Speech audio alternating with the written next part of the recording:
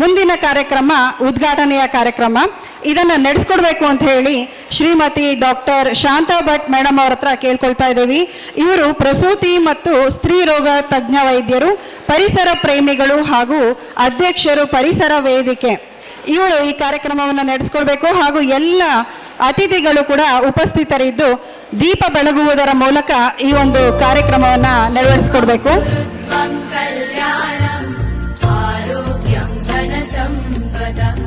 शुभं कुरुत्वं कल्याणम् आरोग्यं धनसम्पदः शत्रुबुद्धिविनाशाय दीपज्योतिर्नमोऽस्तुते दीपज्योतिर्नमोऽस्तुते दीपज्योतिर्परब्रह्म दीपज्योतिर्जनार्दनः दीपज्योतिर्परब्रह्म दीपज्योतिर्जनार्दनः दीपो हरतु मे पापम् सन्ध्यादीपनमोऽस्तुते ओ दीप.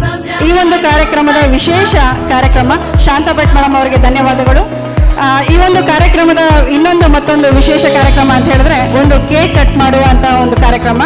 ಇದನ್ನ ನಮ್ಮ ಕರ್ನಾಟಕ ರಾಜ್ಯ ಸರ್ಕಾರಿ ನೌಕರರ ಸಂಘ ಜಿಲ್ಲಾ ಘಟಕ ದಾವಣಗೆರೆಯ ಎಲ್ಲ ಮಹಿಳಾ ನೌಕರರು ನಿರ್ದೇಶಕರು ಇದನ್ನ ನೆರವೇರಿಸ್ಕೊಡ್ಬೇಕು ಅಂತ ಹೇಳಿ ಕೇಳ್ಕೊಳ್ತಾ ಇದ್ದೀನಿ.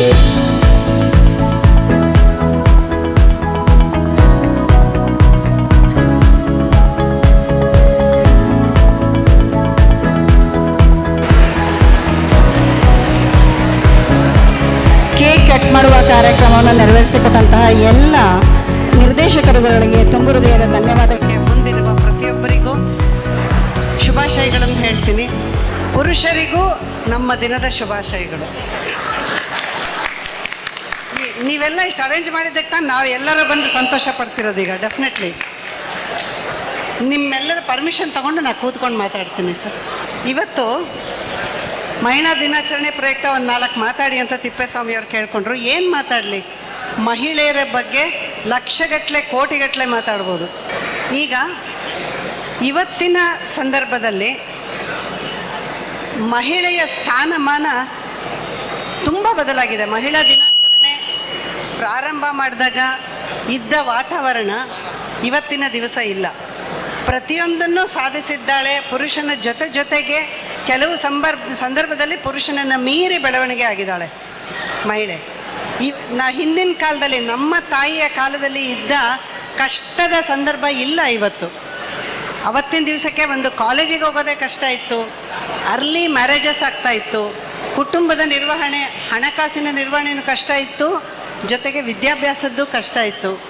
ಸೊ ಆ ಪರಿಸ್ಥಿತಿಯನ್ನೆಲ್ಲ ಒಂದು 7-8 ಜನರೇಷನ್ ಆಗಿದೆ ಇವಾಗ ತುಂಬ ಬದಲಾವಣೆಯಾಗಿದೆ. ಎಲ್ಲ ಸಾಧಿಸಿ ನಾವು ಒಂದು ಮಟ್ಟಕ್ಕೆ ಬಂದಿದ್ದೀವಿ ಮಹಿಳೆಯರು ಇವಾಗ. ಆದರೆ ಸಾಧಿಸುವುದು ಇನ್ನೂ ತುಂಬ ಇದೆ.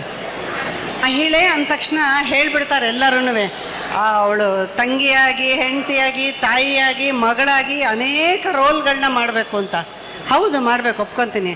ನಮ್ಮನ್ನೆಲ್ಲ ಉಬ್ಸಿ ಮೇಲಕ್ಕೆ ಎತ್ತಿಸಿ ಅಷ್ಟು ಜವಾಬ್ದಾರಿ ನಮಗೆ ಕೊಟ್ಟು ಬಿಡ್ತಾರೆ. ನಿರ್ವಹಣೆ ಮಾಡೋಕ್ಕೆ ಸಾಧ್ಯನಾ? ಮನಸ್ಸು ಮಾಡಿದ್ರೆ ಖಂಡಿತವಾಗಿಯೂ ನಿರ್ವಹಣೆ ಮಾಡಬಹುದು ಮಹಿಳೆ. ಯಾಕೆಂದರೆ ಮಹಿಳೆ ದೇವರ ಸೃಷ್ಟಿಯಲ್ಲಿ ಒಂದು ವಿಶಿಷ್ಟ ಸ್ಥಾನ ಇದೆ ಅವಳಿಗೆ. ಪ್ರತಿಯೊಂದು ಜೀವಿಯಲ್ಲೂ ಹೆಣ್ಣಿನ ಜೀವಕ್ಕೆ ಒಂದು ವಿಶೇಷ ಸ್ಥಾನ ಇದೆ. ಅದರಲ್ಲೂ ಮಹಿಳೆಯನ್ನು ನಮ್ಮ ಪ್ರಕೃತಿ ಅಥವಾ ದೇವರು ಸೃಷ್ಟಿಯಲ್ಲಿ ಇನ್ನೂ ಸ್ವಲ್ಪ ಜಾಸ್ತಿ ಶಕ್ತಿ ಕೊಟ್ಟು ಒಂದು ಸ್ಪೆಷಲ್ ಜಾಗ ಕೊಟ್ಟು ಅವನು ಸೃಷ್ಟಿ ಮಾಡಿದ್ದಾನೆ. ಕೆಲವು ನಾವು ಮಾಡಬಹುದಾದ ಕೆಲವು ಕೆಲಸಗಳನ್ನ ಪುರುಷರು ಮಾಡೋಕ್ಕೆ ಸಾಧ್ಯ ಇಲ್ಲ. ನಮಗವರ ಬೆಂಬಲ ಕೊಡಬೇಕಷ್ಟೆ.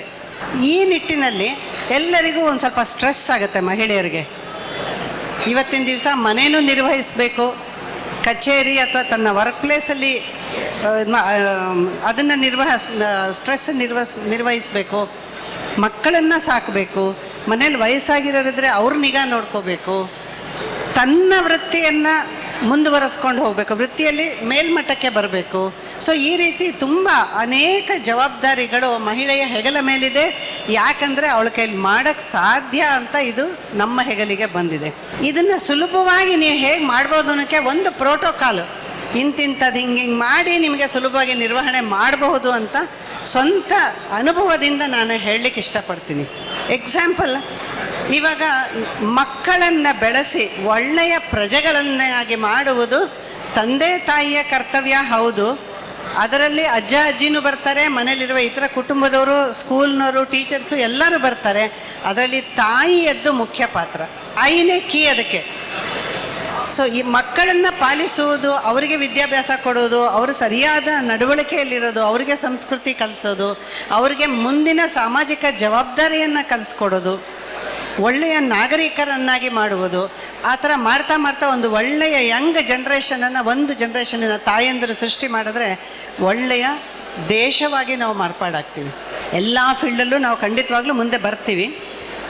ಇದನ್ನು ನಿರ್ವಹಿಸಬೇಕಾದ್ರೆ ಕೆಲವು ಸೂತ್ರಗಳನ್ನು ನೀವು ಪಾಲಿಸಬೇಕಾಗತ್ತೆ. ಒಂದು, ನಿಮ್ಮನ್ನು ಒಂದು ಒಳ್ಳೆಯ ವಿದ್ಯಾರ್ಹತೆಯನ್ನು ನೀವು ಪಡ್ಕೋಬೇಕು, ಅದು ಬುನಾದಿ. ನಿಮ್ಮ ತಾಯಿ ನಿಮಗೆ ವಿದ್ಯೆಯನ್ನು ಕೊಡಿಸ್ತಾಳೆ, ತಾಯಿ ತಂದೆ ವಿದ್ಯೆ ಕೊಡಿಸ್ತಾರೆ, ನಿಮಗೊಂದು ಒಳ್ಳೆಯ ಸ್ಥಾನವನ್ನು ಕೊಡಿಸ್ತಾರೆ. ಆಮೇಲೆ ಮದುವೆನೂ ಮಾಡ್ಕೊಳ್ಬೇಕಾಗತ್ತೆ. ಮದುವೆ ಮಾಡ್ಕೊಂಡ್ಮೇಲೆ ಅದರದ್ದೊಂದು ಜವಾಬ್ದಾರಿ ಬರುತ್ತೆ.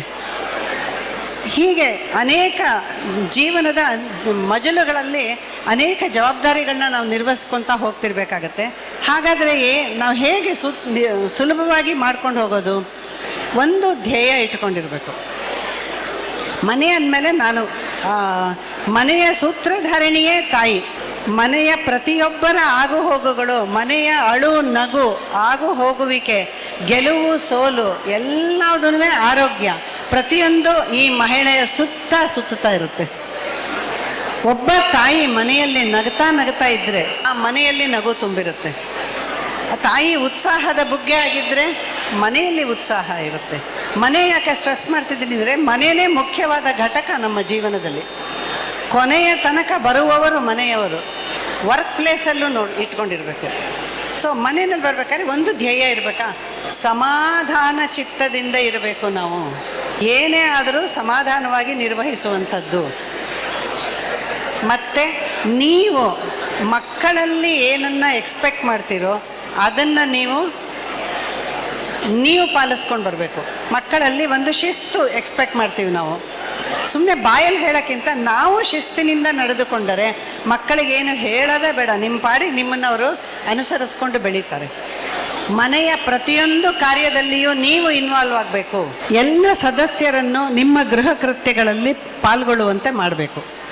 ಜವಾಬ್ದಾರಿಯನ್ನು ಅವರಿಗೆ ಕೊಡಬೇಕು. ನಿಮ್ಮ ಸೂಪರ್ವಿಷನ್ ಇರಬೇಕು, ನಿಮ್ಮ ಮ್ಯಾನೇಜ್ಮೆಂಟ್ ಇರಬೇಕು. ಕರೆಕ್ಟಾ?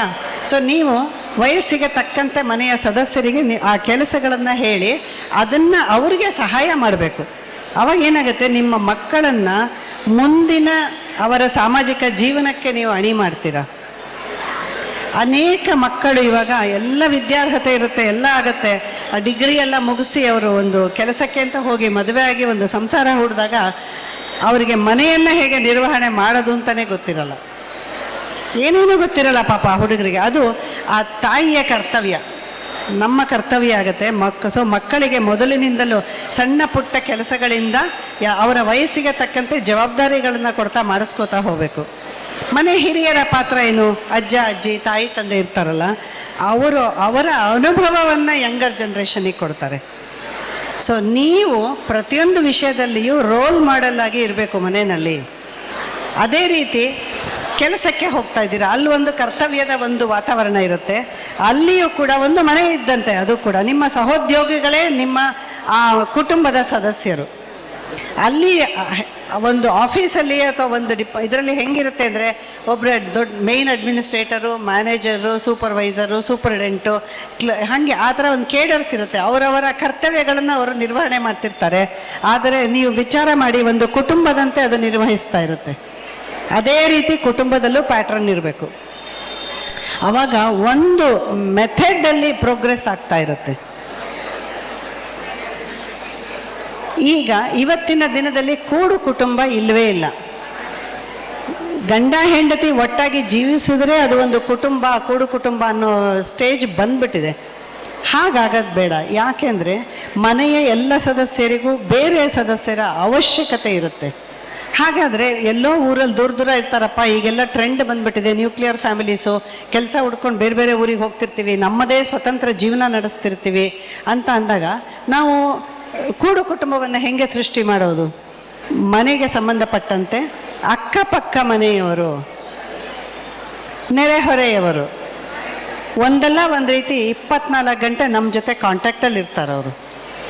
ನಮ್ಮ ಮನೆಯ ವಿಷಯಗಳು, ನಮ್ಮ ಮನೆಯ ತೊಂದರೆ ಸುಖಗಳು ನಮಗಿಂತ ಮುಂಚೆ ನಮ್ಮ ಪಕ್ಕದ ಮನೆಯವರಿಗೆ ವೇದ್ಯವಾಗಿರುತ್ತೆ.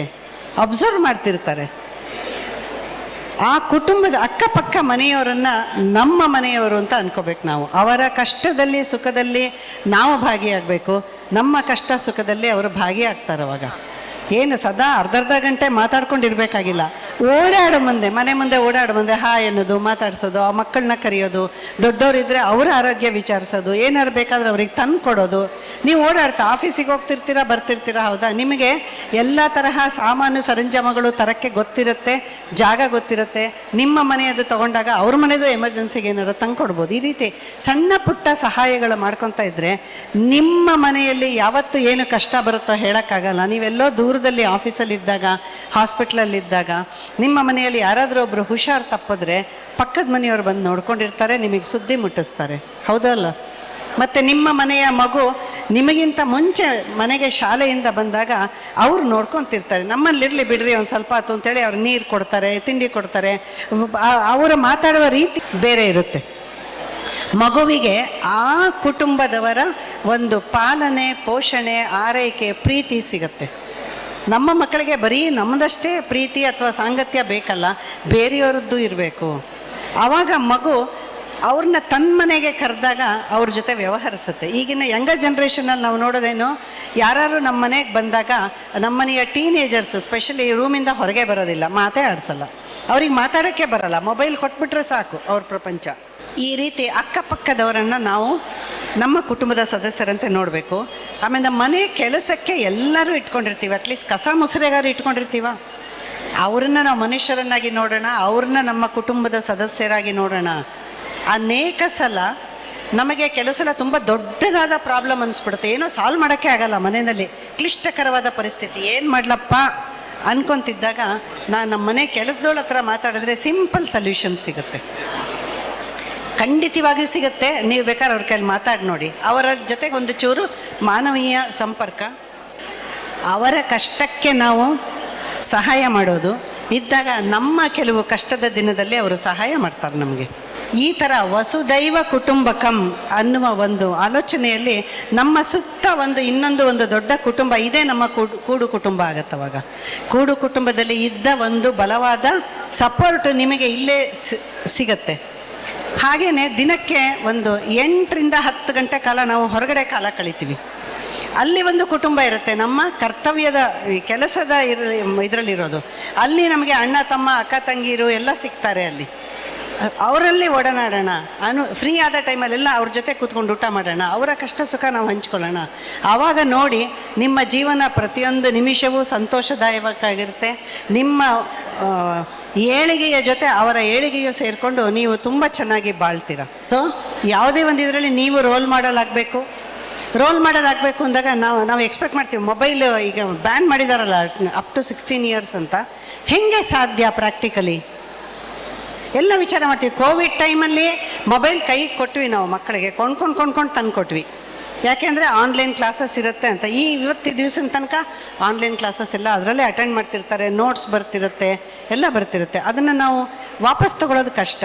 ಆದರೆ ನೀವು ತಾಯಂದಿರಾಗಿ ನಿಮ್ಮ ಮೊಬೈಲ್ ಟೈಮನ್ನು ರೆಸ್ಟ್ರಿಕ್ಟ್ ಮಾಡಿ, ಮನೆಯಲ್ಲಿ ಇಂತಿಂಥ ಕೆಲಸಕ್ಕೆ ಇಂತಿಂಥ ಟೈಮ್ ಅಂತ ಫಿಕ್ಸ್ ಮಾಡ್ಕೊಳ್ಳಿ. ಮಕ್ಕಳಿಗೂ ಅದನ್ನು ಫಾಲೋ ಮಾಡೋಕ್ಕೆ ಹೇಳಿ. ಒಂದು ದಿನಕ್ಕೊಂದು ಅರ್ಧ ಗಂಟೆ ರೀಡಿಂಗ್ ಟೈಮ್ ಇಟ್ಕೊಳ್ಳಿ ಮನೆಯಲ್ಲಿ. ನ್ಯೂಸ್ ಪೇಪರ್ ಇರ್ಬೋದು, ಯಾವ್ದಾರು ವೀಕ್ಲಿ ಮ್ಯಾಗಝೈನ್ ಇರ್ಬೋದು, ಇನ್ಯಾವ್ದಾರು ನೀವು ಓದಿರುವ ಒಳ್ಳೆ ಪುಸ್ತಕ ಇರ್ಬೋದು, ಕವನ ಇರ್ಬೋದು, ಒಂದು ಅರ್ಧ ಗಂಟೆ ಮಕ್ಕಳ ಜೊತೆ ಕೂತ್ಕೊಂಡು ಓದಿ ಹೇಳಿ ಅದನ್ನು ಅವ್ರಿಗೆ. ಆ ಹೊರಗಿನ ಪ್ರಪಂಚದ ಅವೇರ್ನೆಸ್ ಬರುತ್ತೆ ಅವ್ರಿಗೆ, ಹೌದಾ? ಈ ರೀತಿ ಮಾಡ್ಕೊತ ಬಂದರೆ ಮತ್ತು ನೀವು ಎಲ್ಲೆಲ್ಲಿ ಕೆಲಸ ಮಾಡ್ತಿರ್ತೀರ ಅಲ್ಲಲ್ಲಿ ಎಲ್ಲ ಪರಸ್ಪರ ಸಹಕಾರ ಇರಬೇಕು. ಮನೆಯಲ್ಲಿ ಮನೆಯ ಕುಟುಂಬದವರು ನಿಮ್ಮ ಎಲ್ಲ ಕರ್ತವ್ಯದಲ್ಲೂ ಜೊತೆಗಿರಬೇಕು. ಅವರ ಕೆಲಸದಲ್ಲಿ ನೀವಿರಬೇಕು, ನಿಮ್ಮ ಕೆಲಸದಲ್ಲಿ ಅವರಿರಬೇಕು. ಈ ಥರ ಮಾಡ್ಕೊಂಡು ಬಂದರೆ ಯಾವುದೇ ಒಂದು ಕಷ್ಟವಾದ ಸಂದರ್ಭದಲ್ಲೂ ನೀವು ಮುಂದೆ ಬಂದು ಈ ಪ್ರಗತಿಯನ್ನು ಇನ್ನೂ ಚೆನ್ನಾಗಿ ಸಾಧಿಸ್ತೀರ. ನಿಮಗೆ ಸ್ಟ್ರೆಸ್ ಇರಲ್ಲ. ನಮ್ಮ ತ್ಯಾಜ್ಯ ನಿರ್ವಹಣೆಯ ಕೆಲಸಕ್ಕೆ ಒಂಚೂರು ಬಂದು ಹೇಳ್ಬಿಡ್ತೀನಿ ನಾನು. ಅದಕ್ಕಿಂತ ಮುಂಚೆ ಇನ್ನೊಂದು ಹೇಳಬೇಕು. ನಿಮ್ಮ ಕೆಲಸಗಳಲ್ಲಿ, ನಿಮ್ಮ ನಡವಳಿಕೆಗಳಲ್ಲಿ ದೇವರ ಮೇಲೆ ಒಂದು ನಂಬಿಕೆ ಇರಲಿ. ಕೊನೆಗೆ ಬೇರೆ ಯಾರಿಗಾರ ಕಷ್ಟ ಬರಲಿ, ನಿಮಗೆ ಕಷ್ಟ ಬರಲಿ, ಆ ದೇವರು ಇದ್ದಾನೆ ಒಬ್ಬ ನಮ್ಮನ್ನು ಕಾಪಾಡೋಕ್ಕೆ ಅಂತ ಒಂದು ನಂಬಿಕೆ ಇರುತ್ತಲ್ಲ, ಅದು ನಿಮ್ಮನ್ನು ಜೀವನದಲ್ಲಿ ಮುಂದೆ ಕರ್ಕೊಂಡು ಹೋಗುತ್ತೆ. ತ್ವಮೇವ ಮಾತಾ ಚ ಪಿತಾ ತ್ವಮೇವ, ತ್ವಮೇವ ಬಂಧುಶ್ಚ ಸಖಾ ತ್ವಮೇವ, ತ್ವಮೇವ ವಿದ್ಯಾ ದ್ರವಿಣಂ ತ್ವಮೇವ, ತ್ವಮೇವ ಸರ್ವಂ ಮಮ ದೇವ. ದಿನಕ್ಕೆ ಒಂದು ಸಲ ಮನನ ಮಾಡಿ ಇದನ್ನು. ನೀವು ಯಾವುದೇ ಕಷ್ಟಕರ ಸಂದರ್ಭವನ್ನು ಸುಲಭವಾಗಿ ದಾಟಿ ಬಿಡಬಹುದು. ಯಾರ ಸಹಾಯ ಇಲ್ಲದೇ ಇದ್ರೂ ಕೊನೆಗೆ ದೇವರೇ ಅಂತ ಒಂದು 5 ನಿಮಿಷ ಪ್ರಾರ್ಥನೆ ಮಾಡಿ, ದೇವರು ನಿಮಗೆ ಆ ಶಕ್ತಿ, ಮನಸ್ಸಿನ ಶಕ್ತಿ ಬರೋಕ್ಕೆ, ಧ್ಯಾನ, ಯೋಗ, ಮೆಡಿಟೇಷನ್ ಅಂತೆಲ್ಲ ಹೇಳ್ತೀವಲ್ಲ, ಅದು ಈ ಪ್ರಾರ್ಥನೆಯಲ್ಲಿರುತ್ತೆ. ಅದನ್ನೊಂದು ನೀವು ಮರೀದಲೇ ದಿನ ಮಾಡಿದ್ರೆ ನಿಮ್ಮ ಮನೆಯ ದೊಡ್ಡವರು ನಿಮ್ಮನ್ನು ಫಾಲೋ ಮಾಡ್ತಾರೆ, ನಿಮ್ಮ ಮನೆಯ ಚಿಕ್ಕವರು ನಿಮ್ಮನ್ನು ಫಾಲೋ ಮಾಡ್ತಾರೆ. ಒಂದು ಪ್ರಾರ್ಥನಾ ಟೈಮನ್ನು ಮನೆಯಲ್ಲಿ ಫಿಕ್ಸ್ ಮಾಡಿ ಪ್ರತಿಯೊಬ್ಬರಿಗೂ ಇದರ ಅಭ್ಯಾಸ ಮಾಡಿಸಿ. ಕೆಲವು ಸಲ ಸಂದರ್ಭ ಒಬ್ಬೊಬ್ಬರು ಇರಲ್ಲ, ನಮಗೆ ಒಬ್ಬೊಬ್ಬರೇ ಎದುರಿಸಬೇಕಾಗತ್ತೆ. ಆವಾಗ ಒಂದು ನಂಬಿಕೆ, ಒಂದು ಶಕ್ತಿ ನಮಗೆ ಬರಬೇಕಾದ್ರೆ ಈ ತರಹ ಒಂದು ಆಲೋಚನೆಯನ್ನು ನಾವು ಮನನ ಮಾಡಿಕೊಳ್ಳಲೇಬೇಕು. ತ್ಯಾಜ್ಯ ನಿರ್ವಹಣೆ ಬಗ್ಗೆನೂ ಸ್ವಲ್ಪ ಹೇಳ್ಬಿಡ್ತೀನಿ. ಈಗ ಹೇಗೆ ನಿಮಗೆ ಮಕ್ಕಳಿಗೆ ವಿದ್ಯಾಭ್ಯಾಸ ಕೊಡಬೇಕು, ಒಳ್ಳೆಯ ನಾಗರಿಕರನ್ನಾಗಿ ಬೆಳೆಸಬೇಕು, ಒಂದು ಒಳ್ಳೆಯ ಕುಟುಂಬವಾಗಿ ನಿಮ್ಮ ಮನೆಯನ್ನು ತರಬೇಕು, ನಿಮ್ಮ ಆಫೀಸಲ್ಲಿ ಒಂದು ಟೀಮಾಗಿ ನೀವೊಂದು ಅಚೀವ್ಮೆಂಟ್ ಮಾಡಬೇಕು, ಆಟ ಪಾಠದಲ್ಲಿ ಮಾಡಬೇಕು ಅಂತೆಲ್ಲ ಇದ್ದಾಗ, ಅದರ ಜೊತೆಗೆ ನಮ್ಮ ಸಾಮಾಜಿಕ ಜವಾಬ್ದಾರಿ ನಮ್ಮ ತ್ಯಾಜ್ಯವನ್ನು ನಾವೇ ನಿರ್ವಹಣೆ ಮಾಡುವುದು. ತ್ಯಾಜ್ಯ ಉತ್ಪತ್ತಿ ಮಾಡ್ತಿರೋರು ನಾವು, ಅದರ ನಿರ್ವಹಣೆ ನಮ್ಮ ಹೊಣೆ. ಈ ಸೇಮ್ ಪ್ರೋಟೋಕಾಲು ಈ ತ್ಯಾಜ್ಯದ ನಿರ್ವಹಣೆ ಕೆಲಸಕ್ಕೂ ನೀವೇ ರೋಲ್ ಮಾಡಲ್. ನಿಮ್ಮ ಮನೆಗೆ ಇದರ ಬಗ್ಗೆ ಸರಿಯಾಗಿ ತಿಳ್ಕೊಂಡು ಮನೆಯ ಸದಸ್ಯರೆಲ್ಲರಿಗೂ ಇದರ ಬಗ್ಗೆ ಹೇಳಿಕೊಟ್ಟು ತ್ಯಾಜ್ಯ ವಿಂಗಡಣೆಗೆ ಅವಶ್ಯಕ ಇರುವ ಡಬ್ಬಗಳನ್ನು ಇಟ್ಕೊಂಡು ಹಸಿ ಕಸಕ್ಕೆ ಪ್ಲಾಸ್ಟಿಕ್ಕು, ಗಾಜು, ಪೇಪರು, ಕೂದಲು, ಶಾರ್ಪ್ಸು ಅಂತ ಬೇರೆ ಬೇರೆ ಡಬ್ಬಿಗಳನ್ನು ಮಾಡಿ ಅದನ್ನು ಲೇಬಲ್ ಮಾಡಿ ಒಂದು ಕಡೆಗೆ ಇಟ್ಟು, ನೀವೇ ಟೀಚರು, ನೀವೇ ಲೀಡರು ಈ ಕೆಲಸಕ್ಕೆ, ಮನೆಯಲ್ಲಿ ಎಲ್ಲರಿಗೂ ಈ ಕೆಲಸವನ್ನು ಹೇಳಿಕೊಟ್ಟು ಎಲ್ಲರೂ ಪಾರ್ಟಿಸಿಪೇಟ್ ಮಾಡಂಗೆ ಮಾಡಿದ್ರೆ ನಿಮ್ಮ ಮನೆಯ ಕಸ ನಿರ್ವಹಣೆ ಕೆಲಸ ಸುಲಭ ಆಗುತ್ತೆ. ಈಗಿನ ಸ್ಟೇಜಲ್ಲಿ ಇದೊಂಥರ ಕಬ್ಬಿಣದ ಕಡಲೆ ಆಗಿದೆ. ಅಯ್ಯೋ, ಕಸದ ಯಾರಪ್ಪ ಮಾಡ್ತಾರೆ, ಇಷ್ಟು ಮಾಡ್ಕೊಳ್ಳೋದೇ ಸಾಕಾಗಿದೆ ನಮಗೆ, ಅದು ಬೇರೆ ಕೆಲಸ ಅಲ್ಲ. ಇದೂ ಒಂದು ಮುಖ್ಯವಾದ ಕೆಲಸ. ನಮ್ಮ ಅಸಮರ್ಪಕ ತ್ಯಾಜ್ಯ ನಿರ್ವಹಣೆ ಅನೇಕ ಪರಿಸರ ತೊಂದರೆಗಳಿಗೆ, ಪರಿಸರ ಹಾನಿಗೆ ಕಾರಣ.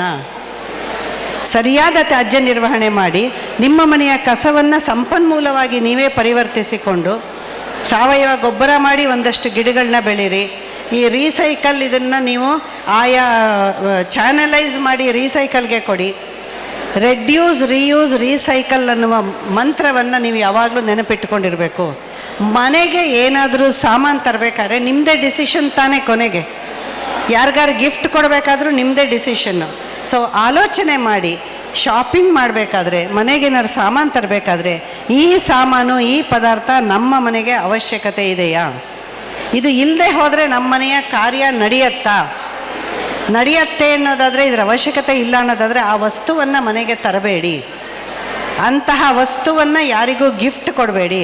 ಗಿಫ್ಟ್ ಕೊಡಬೇಕಾದ್ರೆ ಆಲೋಚನೆ ಮಾಡಿ, ಇವರಿಗೆ ನಾನು ಇಂಥ ಸಾಮಾನನ್ನು ಕೊಟ್ಟರೆ ಅದು ಉಪಯೋಗ ಆಗುತ್ತಾ, ಅಥವಾ ಅವ್ರ ಮನೆಯ ಒಂದು ತ್ಯಾಜ್ಯ ವಸ್ತುವಿಗೆ ಹೋಗಿ ಸೇರ್ಕೊಳ್ಳುತ್ತಾ? ಇದನ್ನು ಆಲೋಚನೆ ಮಾಡಿದ್ರೆ ತ್ಯಾಜ್ಯ ಸಮಸ್ಯೆ ಅರ್ಧ ಬಗೆಹರದಂತೆ. ಇನ್ನರ್ಧ ನಿಮ್ಮನೆ ಕಸದಲ್ಲಿ 3/4 ಭಾಗ ಹಸಿ ಕಸ ಇರುತ್ತೆ. ಸುಲಭವಾಗಿ ಕಾಂಪೋಸ್ಟಿಂಗ್ ಮಾಡಿಕೊಂಡು ಮನೆಯಲ್ಲೇ ಅದನ್ನು ಉಪಯೋಗಿಸ್ಕೊಂಬಿಡಿ. ಇನ್ನು 20% ಒಣ ಕಸ. ಮನೆಯಿಂದ ಕಸ ಮನೆಯೊಳಗೆ ತರೋದನ್ನೇ ಕಮ್ಮಿ ಮಾಡಿಬಿಟ್ರೆ ಈ ಕಸ ಉತ್ಪತ್ತಿ ಆಗೋದು ಕಡಿಮೆ ಆಗುತ್ತೆ. ಆಯಿತಾ? ಹಿಂಗಾದಾಗ ನಾವು ಕಾರ್ಪೊರೇಷನ್ಗೆ ಕೊಡುವ ಕಸ ಕಮ್ಮಿ ಆಗಿಬಿಡುತ್ತೆ. ಈಗ ಪ್ರತಿದಿನ ಒಂದು 200 ಟನ್ ತ್ಯಾಜ್ಯ ಉತ್ಪತ್ತಿ ಆಗ್ತಾಯಿದೆ. ಕಸದ ಕೆಲಸ ಹೆಂಗಪ್ಪ ಅಂದರೆ, ಇವತ್ತಿನ ದಿವಸ ನಾವು ತ್ಯಾಜ್ಯ ನಿರ್ವಹಣೆ ಮಾಡಿದ್ವಿ ಅಂದರೆ ಮತ್ತೆ ಮಾರನೇ ದಿನ ಬೆಳಿಗ್ಗೆ ಅಷ್ಟು ತ್ಯಾಜ್ಯ ಬಂದು ಬಿದ್ದಿರುತ್ತೆ. ನಿಮ್ಮ ಮನೇಲೂ ಇರ್ಬೋದು, ಹೊರಗಡೆನೂ ಇರ್ಬೋದು. ಹೌದಾ?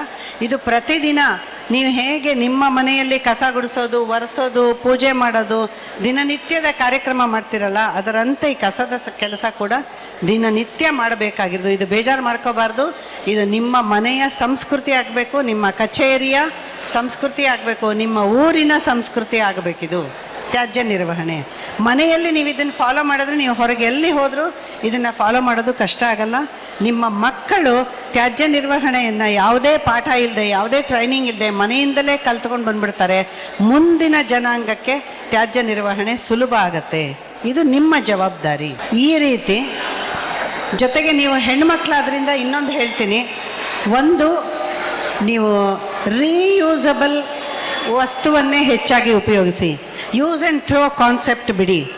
ಯೂಸ್ ಆ್ಯಂಡ್ ಥ್ರೋ ಕಾನ್ಸೆಪ್ಟ್ ಬಿಟ್ಟು, ಕ್ಯಾರಿ ಬ್ಯಾಗ್ ಬಿಟ್ಟು ಬಟ್ಟೆ ಬ್ಯಾಗನ್ನು ಉಪಯೋಗಿಸಿ, ಮರು ಉಪಯೋಗಿಸೋದು ನೋಡಿ. ನಿಮ್ಮ ಮನೆಯಲ್ಲಿ ಕಸ ಕಮ್ಮಿ ಆಗುತ್ತೆ. ಸಿಂಗಲ್ ಯೂಸ್ ಪ್ಲೇಟ್ಸು, ಕಪ್ಸು, ಟೀಗೆ ಎಲ್ಲ ಉಪಯೋಗಿಸ್ತಿರಲ್ಲ. ಮನೆಗೆ ನೆಂಟರು ಬಂದರು ಯಾರಪ್ಪ ತೊಳಿತಾರೆ? ಇಲ್ಲ, ನೀವು ತೊಳ್ಕೊಳ್ಳಿ, ಪರವಾಗಿಲ್ಲ, ಅದಕ್ಕೊಂದು ವ್ಯವಸ್ಥೆ ಮಾಡ್ಕೊಳ್ಳಿ. Reusable plates and cups and jugs ಅಂತ ಯೂಸ್ ಮಾಡಿ. ಇದು ಸಿಂಗಲ್ ಯೂಸು, ಹೌದಾ? ಇದು ರೀಯೂಸ್. ಬಹುಶಃ ಒಂದು 5 ವರ್ಷದಿಂದ ಯೂಸ್ ಮಾಡ್ತಿದ್ದೀನಿ ಇದನ್ನ. ಸೊ ಇದು ಒಂದು 10-12 ಸಾವಿರ ಪೆಟ್ ಬಾಟಲ್ಗೆ ಸಮ. ಇಮ್ಯಾಜಿನ್ ಮಾಡ್ಕೊಳ್ಳಿ ಎಷ್ಟು ಪ್ಲಾಸ್ಟಿಕ್ಕು ನನ್ನ ಕಡೆಯಿಂದ ಈ ಇದರಲ್ಲಿ ಹೋಗೋದು ಕಮ್ಮಿ ಆಯಿತು. ಹಾಗೆಯೇ ರೀಯೂಸಬಲ್ ಮೆನ್ಸ್ಟ್ರುವಲ್ ಪ್ಯಾಡ್ಸ್ ಆ್ಯಂಡ್ ಕಪ್ಸನ್ನು ಉಪಯೋಗಿಸಿ. ಒಬ್ಬ ಮಹಿಳೆ 10-12 ಸಾವಿರ ಪ್ಯಾಡ್ಸು ತನ್ನ ಜೀವಿತದಲ್ಲಿ ಎಸೀತಾಳೆ ಇದಕ್ಕೆ, ಭೂಮಿಗೆ. ಅದನ್ನು ಬಿಟ್ಟು ನಿಮ್ಮ ಜವಾಬ್ದಾರಿ ವ್ಯಕ್ತಿಯಾಗಿ, ಒಬ್ಬ ವ್ಯಕ್ತಿಯಾಗಿ ನಾನು ಭೂಮಿಗೆ ಏನು ಕೊಡಬಲ್ಲೆ? ಭೂಮಿಯನ್ನು ಹಾಳು ಮಾಡೋದನ್ನು ಕಡಿಮೆ ಮಾಡುವುದೇ ನನ್ನ ಕೊಡುಗೆ. ಸೊ ನೀವು ಆಲೋಚನೆ ಮಾಡಿ, ನಿಮ್ಮ ಮನೆಯ 18 ವರ್ಷದ ಕೆಳಗಿನ ಹುಡುಗಿಯರಿಗೆ ರೀಯೂಸಬಲ್ ಮೆನ್ಸ್ಟ್ರುವಲ್ ಪ್ಯಾಡ್ಸ್ ಉಪಯೋಗಿಸೋಕ್ಕೆ ಹೇಳ್ಕೊಡಿ. 18 ವರ್ಷದ ಮೇಲ್ಪಟ್ಟ ಯಾವುದೇ ಮಹಿಳೆ ಕಪ್ಸನ್ನು ಯೂಸ್ ಮಾಡ್ಬೋದು. ನಿಮ್ಮ ಅಷ್ಟು 10-12 ಸಾವಿರ ಪ್ಯಾಡ್ಸ್ ಭೂಮಿಗೆ ಹೋಗೋದು ತಪ್ಪುತ್ತೆ. ನಿಮ್ಮ ಕೈಲಿ ಸಾಧ್ಯ ಇದು, ಹೌದಾ? ಸೊ ಈ ರೀತಿ ಅನೇಕ ಆಲೋಚನೆಗಳು. ಸಾಧ್ಯ ಆದಷ್ಟು ಕಾಟನ್ ಬಟ್ಟೆ ತೊಡಿ ನೀವು, ಇಲ್ಲ ರೇಷ್ಮೆ, ಇಲ್ಲ ಹುಲ್ಲನ್ನು. ಅದು ಕೊನೆಗೆ ಎಳೆಯಾಗಿ ಭೂಮಿಗೆ ಹೋದರೆ ಅದು ಕಾಂಪೋಸ್ಟ್ ಆಗಿಬಿಡುತ್ತೆ. ಅದೇ ಸಿಂಥೆಟಿಕ್ ಬಟ್ಟೆ ನೀವು ಹಾಕ್ಕೊಂಡ್ರೆ ಪ್ರತಿದಿನ ಒಗೆಯೋ ಮುಂದೆ ಮೈಕ್ರೋ ಪ್ಲಾಸ್ಟಿಕ್ ಭೂಮಿಗೆ, ನೀರಿಗೆ, ಗಾಳಿಗೆ ಹೋಗಿ ನಮ್ಮ ದೇಹದೊಳಗೆಲ್ಲ ಪಸರಿಸಿದೆ. ಮೈಕ್ರೋ ಪ್ಲಾಸ್ಟಿಕ್ ಬಗ್ಗೆ ಹೇಳಬೇಕಂದ್ರೆ ಅದೇ 1 ಅವರ್. ನಾವು ಈ ಕಪ್ಸ್ ಬಗ್ಗೆ ಹೇಳಬೇಕಂದ್ರೆ 1 ಅವರ್ ಹೇಳ್ತೀವಿ. ಸುಮ್ಮನೆ ಕೆಲವು ಹೆಡ್ಲೈನ್ಸ್ ಹೇಳಿರ್ತೀನಿ ನಾನು. ಸೊ ಈ ಮೈಕ್ರೋ ಪ್ಲಾಸ್ಟಿಕ್ಸ್ ಬಂದು ನಮ್ಮ ದೇಹದೊಳಗೆ ಸೇರಿಕೊಂಡು ಅನೇಕ ಕಾಯಿಲೆಗಳಿಗೆ ಇದು ಕಾರಣ ಆಗ್ತಾ ಇದೆ. ಸೆಲ್ಯುಲರ್ ಚೇಂಜಸ್ ಮಾಡುತ್ತೆ, ಅದು DNA ಚೇಂಜಸ್ ಮಾಡುತ್ತೆ, ಜೆನೆಟಿಕ್ ಚೇಂಜಸ್ ಮಾಡಿಬಿಡುತ್ತೆ. ಈಗ ಅನೇಕ ಕ್ಯಾನ್ಸರ್ಗಳು ಬರ್ತಿರೋದು, ಅನೇಕ ಅಲರ್ಜಿಗಳು ಬರ್ತಿರೋದು, ನಾನಾ ಕಾಯಿಲೆಗಳು ಬರ್ತಿರೋದು ನಮ್ಮ ಮೈಕ್ರೋ ಪ್ಲಾಸ್ಟಿಕ್ಸಿಂದ. ಈಗಾಗಲೇ ನಮ್ಮ ಟಿಶ್ಯೂಸನ್ನು ತೆಗೆದು ನೋಡಿದ್ರೆ ಮೈಕ್ರೋ ಪ್ಲಾಸ್ಟಿಕ್ಸ್ ಇದೆ. ನೀರಲ್ಲಿ ಬರ್ತಿದೆ, ಗಾಳಿಲಿ ಬರ್ತಿದೆ, ಮಣ್ಣಲ್ಲಿ ಬರ್ತಿದೆ, ಆಹಾರದ ಮೂಲಕ ಬರ್ತಿದೆ, ಎಲ್ಲ ರೀತಿಯಿಂದನೂ ಇದೆ. ಸೊ ಇದನ್ನು ಗಮನದಲ್ಲಿಟ್ಟುಕೊಂಡು ಮರು ಉಪಯೋಗಿಸುವ ವಸ್ತುಗಳನ್ನು ನೀವು ಉಪಯೋಗಿಸೋಕ್ಕೆ ಶುರು ಮಾಡಿ. ಇಷ್ಟಾದರೂ ಮಾಡ್ಬೋದಲ್ಲ ನೀವು? ಪ್ರಕೃತಿಯನ್ನು ನಾಶ ಮಾಡದೆ ನಮಗೆ ಹೇಗೆ ಬಂತು ನಮ್ಮ ತಾಯಿ ತಂದೆಯಿಂದ, ಅದನ್ನು ನಮ್ಮ ಮಕ್ಕಳಿಗೆ ಕೊಡುವುದು ನಮ್ಮ ಜವಾಬ್ದಾರಿ. ಇದು ನಮ್ಮ ಆಸ್ತಿ ಅಲ್ಲ, ಈ ಪರಿಸರ ನಮ್ಮ ಆಸ್ತಿ ಅಲ್ಲ, ನಮ್ಮ ಮುಂದಿನ ಜನಾಂಗದ ಆಸ್ತಿ. ಅವರಿಂದ ನಾವು ಸಾಲ ತೊಗೊಂಡಂಗೆ ಲೆಕ್ಕ ಅದು. ಅದನ್ನು ನಾವು ಸರಿಯಾಗಿ ಆ್ಯಸ್ ಇಟ್ ಈಸ್ ಅವರಿಗೆ ಬಿಟ್ಕೊಟ್ಟು ಹೋಗಬೇಕು. ಇಲ್ಲಾಂದರೆ ಅವರೆಲ್ಲ ನಮ್ಮನ್ನು ಬೈಕೊತಾರೆ, ನಮಗೆ ಶಾಪ ಹಾಕ್ತಾರೆ. ಈ ಅನೇಕ ಪ್ರಕೃತಿ ವಿಕೋಪಕ್ಕೆ ನಾವು ಸರಿಯಾಗಿ ತ್ಯಾಜ್ಯ ನಿರ್ವಹಣೆ ಮಾಡದೇ ಇರೋದು ಕಾರಣ ಆಗಿದೆ. ಹೀಗೆ ಇನ್ನೂ ತುಂಬ ವಿಷಯ ಇರುತ್ತೆ ಮಾಡೋದು. ಸಿಂಪಲ್ ಸೂತ್ರ ಹೇಳ್ತೀನಿ. ನೀವು ಏನು ಬೇರೆಯವರಿಂದ ಎಕ್ಸ್ಪೆಕ್ಟ್ ಮಾಡ್ತೀರಾ ಅದನ್ನು ಫಸ್ಟ್ ನೀವು ಮಾಡಿ, ನಂತರ 4 ಜನರಿಗೆ ತೋರಿಸಿ ಕೊಡಿ. ನಿಮ್ಮಿಂದ ನೋಡಿ ಕಲಿಯಲಿ. ಕೆಲವು ಕೇಳಿ ತಿಳ್ಕೊಳ್ಳಿ, ಕೆಲವರು ಮುಕ್ಕಾಲು ಭಾಗ ನೋಡಿ ಕಲಿಯಲಿ. ಮತ್ತು ನಿಮ್ಮ ಸುತ್ತಮುತ್ತ ಇರುವ 4 ಜನರ ಸಹಕಾರ ತಗೊಳ್ಳಿ. ನೀವು 4 ಜನರಿಗೆ ಸಹಕಾರ ಕೊಡಿ. ಒಬ್ಬ ವ್ಯಕ್ತಿಯಾಗಿ ಸಾಧಿಸೋಕ್ಕೆ ಆಗದೇ ಇದ್ದಿದ್ದನ್ನು ಸಂಘದಲ್ಲಿ ಇದ್ದುಕೊಂಡು ಸಾಧಿಸಬಹುದು.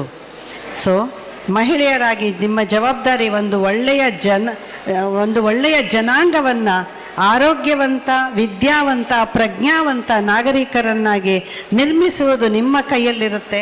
ಆಲೋಚನೆ ಮಾಡಿ, ಸಹಕಾರ ಸಹಬಾಳ್ವೆಯೊಂದಿಗೆ ಇದನ್ನು ಸಾಧಿಸಿ ಅಂತ ಹೇಳ್ತಾ, ನನಗೆ ಇವತ್ತು ಇಷ್ಟು ಹೊತ್ತಿನ ಅವಕಾಶ ಮಾಡಿಕೊಟ್ಟಂತಹ ನಿಮ್ಮ ಜೊತೆಯೆಲ್ಲ ನಾನು ಕಾಲ ಕಳೆಯೋಕ್ಕೆ ನನಗೆ ಅವಕಾಶ ಮಾಡಿಕೊಟ್ಟ ಈ ನಿಮ್ಮ ಸರ್ಕಾರಿ ನೌಕರರ ಸಂಘದ ಎಲ್ಲ ಪದಾಧಿಕಾರಿಗಳಿಗೂ ನಿಮಗೂ ಎಲ್ಲರಿಗೂ ಧನ್ಯವಾದಗಳನ್ನು ಅರ್ಪಿಸ್ತೀನಿ. ಮಹಿಳೆಯರಿಗೆ ಒಂದು ಸಲಹೆಯನ್ನ ಕಿವಿ ಮಾತನ್ನ ಕೊಟ್ಟಿರೋದರ ಮೂಲಕ ಪರಿಸರ ಸಂರಕ್ಷಣೆ ನಮ್ಮೆಲ್ಲರ ಹೊಣೆ ಆಗ್ಬೇಕು ಅಂತ ಹೇಳಿ ತಿಳಿಸ್ಕೊಟ್ಟಿದ್ದಾರೆ.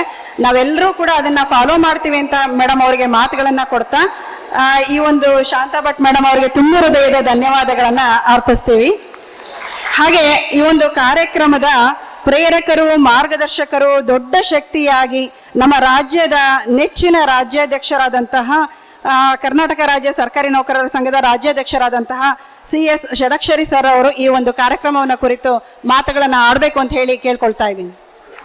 ಕರ್ನಾಟಕ ರಾಜ್ಯ ಸರ್ಕಾರಿ ನೌಕರರ ಸಂಘ ದಾವಣಗೆರೆ ಜಿಲ್ಲಾ ಸಂಘದ ವತಿಯಿಂದ ಒಂದೊಳ್ಳೆ ಅದ್ಭುತವಾದ ಕಾರ್ಯಕ್ರಮ, ಅಂತಾರಾಷ್ಟ್ರೀಯ ಮಹಿಳಾ ದಿನಾಚರಣೆ.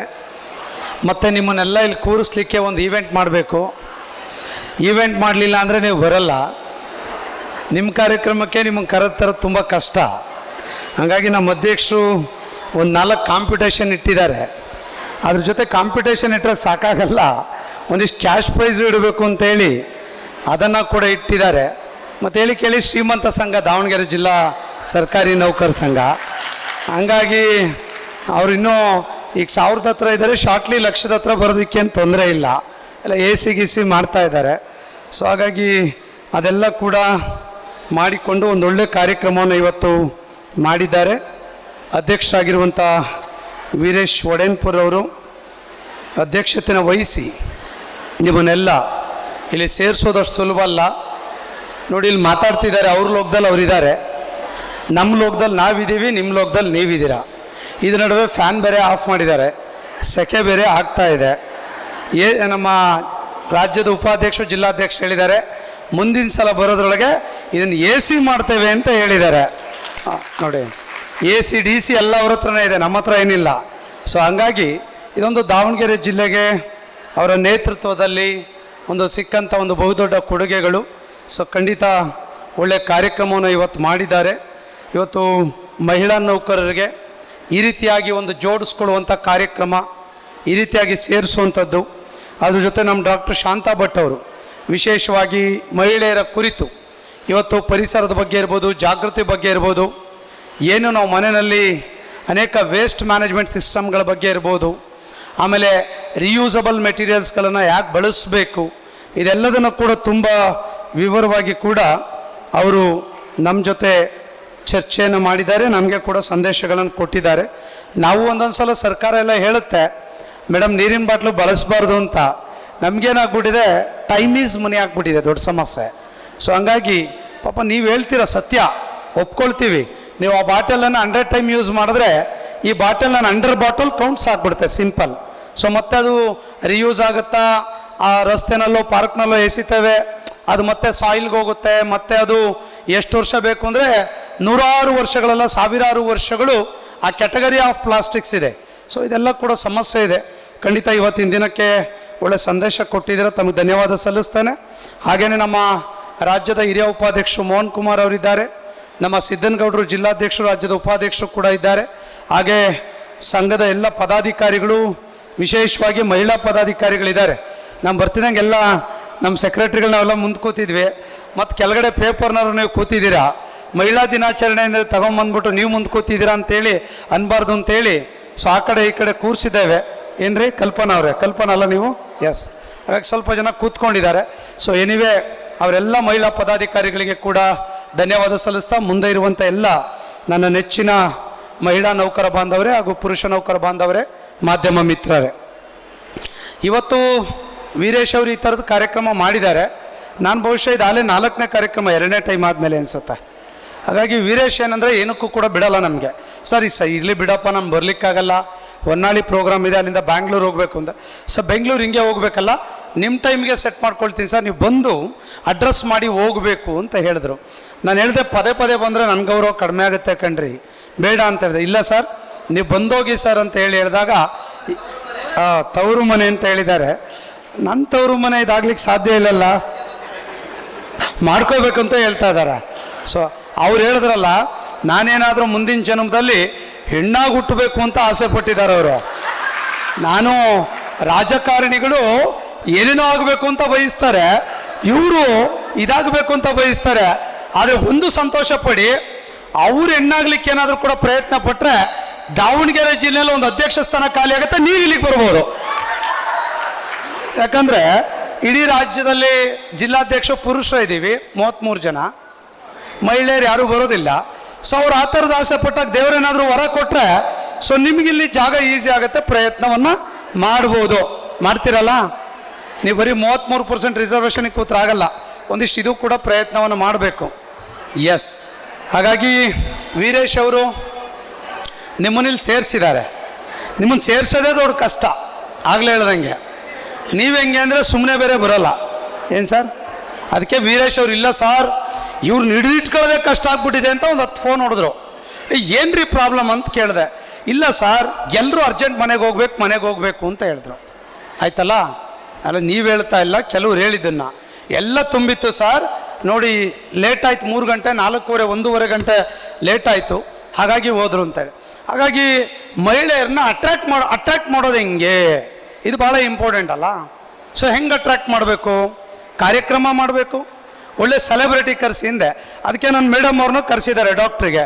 ನಾನು ಅದಕ್ಕೆ ಹೇಳಿದೆ ಪಕ್ಕದಲ್ಲಿ, ಒಳ್ಳೆ ನಮ್ಮ ಯಾರೋ ರಚಿತಾರಾಮ ಇಂಥ ನನ್ನ ಕರೆಸಿದ್ರೆ ಸೆಲ್ಫಿ ಹೊಡ್ಕೊಂಡು ಹೋಗೋವ್ರಿಗೂ ಯಾರೂ ಹೋಗ್ತಿರ್ಲಿಲ್ಲ ಕಣ್ರಿ, ಯೋಚನೆ ಮಾಡ್ಬೋದಿತ್ತಲ್ಲ ಅಂತ ಹೇಳಿದೆ ಅವ್ರಿಗೆ. ಸೊ ಏನೂ ಮಾಡೋಕ್ಕಾಗಲ್ಲ. ಇವತ್ತು ನಾವು ಸಂಘಟನೆಯಲ್ಲಿ ಹೆಂಗಿದ್ದೇವೆ ಅಂತ ಹೇಳಿದ್ರೆ ನಮಗೆ ಅನಿವಾರ್ಯ ಆಗಿದೆ ಅನ್ನೋ ರೀತಿಯಲ್ಲಿ ನಾವೆಲ್ಲ ಕೂಡ ಆ್ಯಕ್ಟ್ ಮಾಡ್ತಾ ಇದ್ದೇವೆ.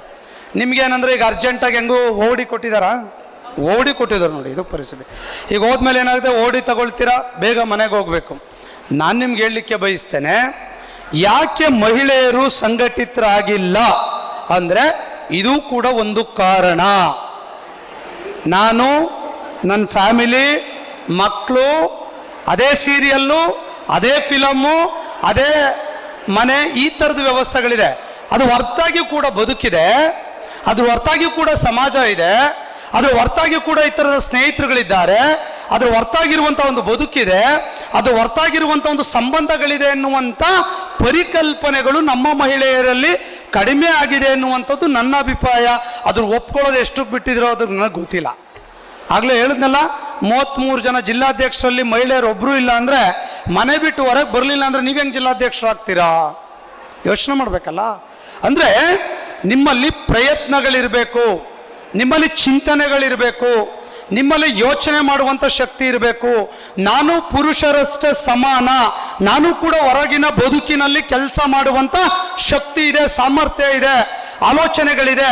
ಯಾಕೆ ನಾನು ಪ್ರಯತ್ನವನ್ನು ಮಾಡಬಾರ್ದು ಅನ್ನುವಂಥ ಚಿಂತನೆಗಳು ನಿಮ್ಮಲ್ಲಿ ಎಲ್ಲಿಯವರೆಗೆ ಬರುವುದಿಲ್ಲವೋ ಅಲ್ಲಿಯವರೆಗೆ ನೀವು ಮುಂದೆನೇ ಕೂತ್ಕೊಂಡು ನಮ್ಮ ಭಾಷಣವನ್ನು ಕೇಳಬೇಕಾಗ್ತದೆ.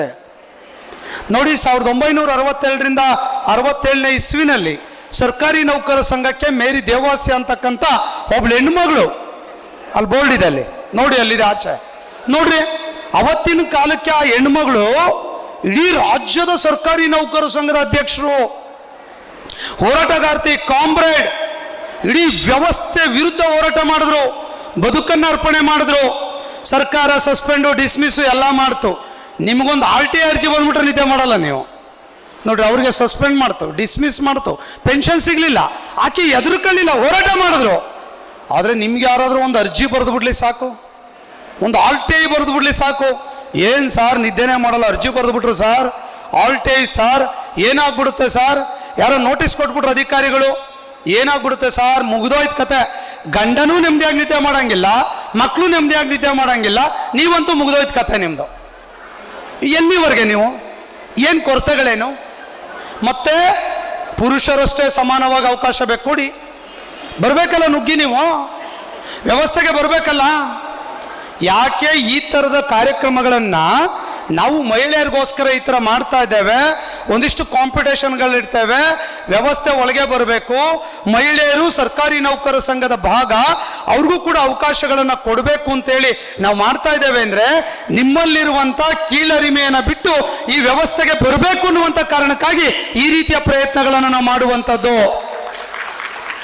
ನೀವು ಕಾರ್ಯಕ್ರಮ ಮಾಡಬೇಕು ಅಂದರೆ ಲಕ್ಷಾಂತರ ರೂಪಾಯಿ ಹಣ ಬೇಕು, ಟೈಮ್ ಬಿಡಬೇಕು. ಪಾಪ ವೀರೇಶ್ ಅವ್ರ ಮನೆಗೆ ಅವ್ರ ಮನೆಯವರಿಗೆ ಶುಭಾಶಯ ಕೋರಿದನೋ ಇಲ್ಲೋ ಗೊತ್ತಿಲ್ಲ, ನಿಮ್ಮನ್ನು ಶುಭಾಶಯ ಕೋರಬೇಕು. ಎಂಥ ವ್ಯವಸ್ಥೆ ನೋಡ್ರಿ ಕತೆ. ಸರ್ ಏನಕ್ಕಪ್ಪ ಇಷ್ಟು ಅಂದ್ರೆ ಅವ್ರ ಮನೆಯವ್ರು ಕೇಳಿದ್ರೆ, ಸುಮ್ನಿರಮ್ಮ, ಈ ಸಲ ಹೆಚ್ಚು ಕಮ್ಮಿ ನಾನೇನಾದರೂ ಮಹಿಳಾ ದಿನಾಚರಣೆ ಮಾಡಲಿಲ್ಲ, ಗಿಫ್ಟ್ ಕೊಡಲಿಲ್ಲ, ಸ್ಪೋರ್ಟ್ಸ್ ಕಾಂಪಿಟೇಷನ್ ಮಾಡಲಿಲ್ಲ ಅಂದರೆ ಮುಂದಿನ ವರ್ಷ ನನ್ನನ್ನು ಮನೆಗೆ ಕಳಿಸ್ಬಿಡ್ತಾರೆ, ಮತ್ತೆಲ್ಲೇ ಸವಾಸ, ಸುಮ್ನಿರಮ್ಮ ಅಂತೇಳಿ ಅವ್ರಿಗೆ ಕೈ ಮುಗಿದು ಬರೋ ಪರಿಸ್ಥಿತಿ ಇವ್ರದ್ದು. ನೋಡ್ರಿ ಹೆಂಗಿದೆ ಪರಿಸ್ಥಿತಿ. ಸೊ ಇದು ವಾಸ್ತವವಾಗಿ ನಡೆಯುವಂಥ ಸತ್ಯ. ನಾವು ಅಷ್ಟೇ, ನಮ್ಮ ಮನೆಯವ್ರ ಮಹಿಳಾ ದಿನಾಚರಣೆ 8ನೇ ತಾರೀಕು ಬಂತು ರೀ, ಇವತ್ತೇನು ಗೊತ್ತಾ ಸ್ಪೆಷಲ್ ಅಂದ್ರೆ, ಏನು ಅಂತ ನನಗೂ ಕೂಡ ಗೊತ್ತಿಲ್ಲ, ಅವತ್ತು ರಜೆ ಇತ್ತಲ್ಲ, ಭಾನುವಾರ ಏನೋ ಇತ್ತು. ಏನು ಸ್ಪೆಷಲ್ ಏನಂದ್ರೆ ರೀ ವುಮೆನ್ಸ್ ಡೇ ಗೊತ್ತಿಲ್ವಾ ಅಂತೇಳಿ ಅವ್ರು ನನಗೆ ನೆನೆಸುವಂಥ ಪರಿಸ್ಥಿತಿ. ಸೊ ಹಂಗಾಗಿ ನಮ್ಗೆ ಹೊರಗಡೆ ಬದುಕಲ್ಲಿ ಇನ್ವಿಟೇಷನ್ಸ್ಗಳು ರೆಡಿ ಇರುತ್ತೆ. ನಮಗೆ ಭಾನುವಾರದಿಂದ ಸ್ಟಾರ್ಟ್ ಆಗಿ ಕೊನೆ ದಿನವರೆಗೂ ಕೂಡ ನಾವು ಇಮೇಜ್ ಹಾಕ್ತೀವಿ, ವಾಟ್ಸಪ್ ಹಾಕ್ತೀವಿ, ಇಡೀ ರಾಜ್ಯದವರಿಗೆ ನಾವು ಶುಭಾಶಯ ಕೋರ್ತೇವೆ, ನಮ್ಮ ಮನೆಯವರಿಗೂ ಒಂದೊಂದು ಟೈಮ್ ನಾವು ಕೋರ್ಲಿಕ್ಕೂ ಕೂಡ ಆಗಲ್ಲ. ಈ ಥರದ ವ್ಯತ್ಯಾಸಗಳನ್ನು ಕೂಡ ನಾವು ಪ್ರತಿದಿನ ನೋಡ್ತೇವೆ. ಹಾಗಾಗಿ ನಾನು ಹೇಳೋದಿಷ್ಟೇ, ನೀವು ಸಮಾಜಮುಖಿಯಾಗಿ ಬನ್ನಿ, ಒಂದಿಷ್ಟು ಬನ್ನಿ, ಸಮಯ ಒಂದಿಷ್ಟು ನಿಗದಿ ಮಾಡ್ಕೊಳ್ಳಿ. ಎಲ್ಲರೂ ಕೂಡ ಈ ವ್ಯವಸ್ಥೆಗೆ ಬಂದರೆ ಬಹುಶಃ ಏನು ಪುರುಷ ನೌಕರಿ ಸಂಘಟನೆಯಲ್ಲಿದ್ದಾರೆ ಅವ್ರನ್ನ ಮೀರಿಸುವಂಥ ಶಕ್ತಿ ಸಾಮರ್ಥ್ಯ ನಿಮ್ಮಲ್ಲಿದೆ. ಆದರೆ ಮುನ್ನುಗ್ಗುವಂಥ ಚಾಕಚಕ್ಯತೆ ನಿಮ್ಮಲ್ಲಿ ಕೊರತೆ ಇದೆ.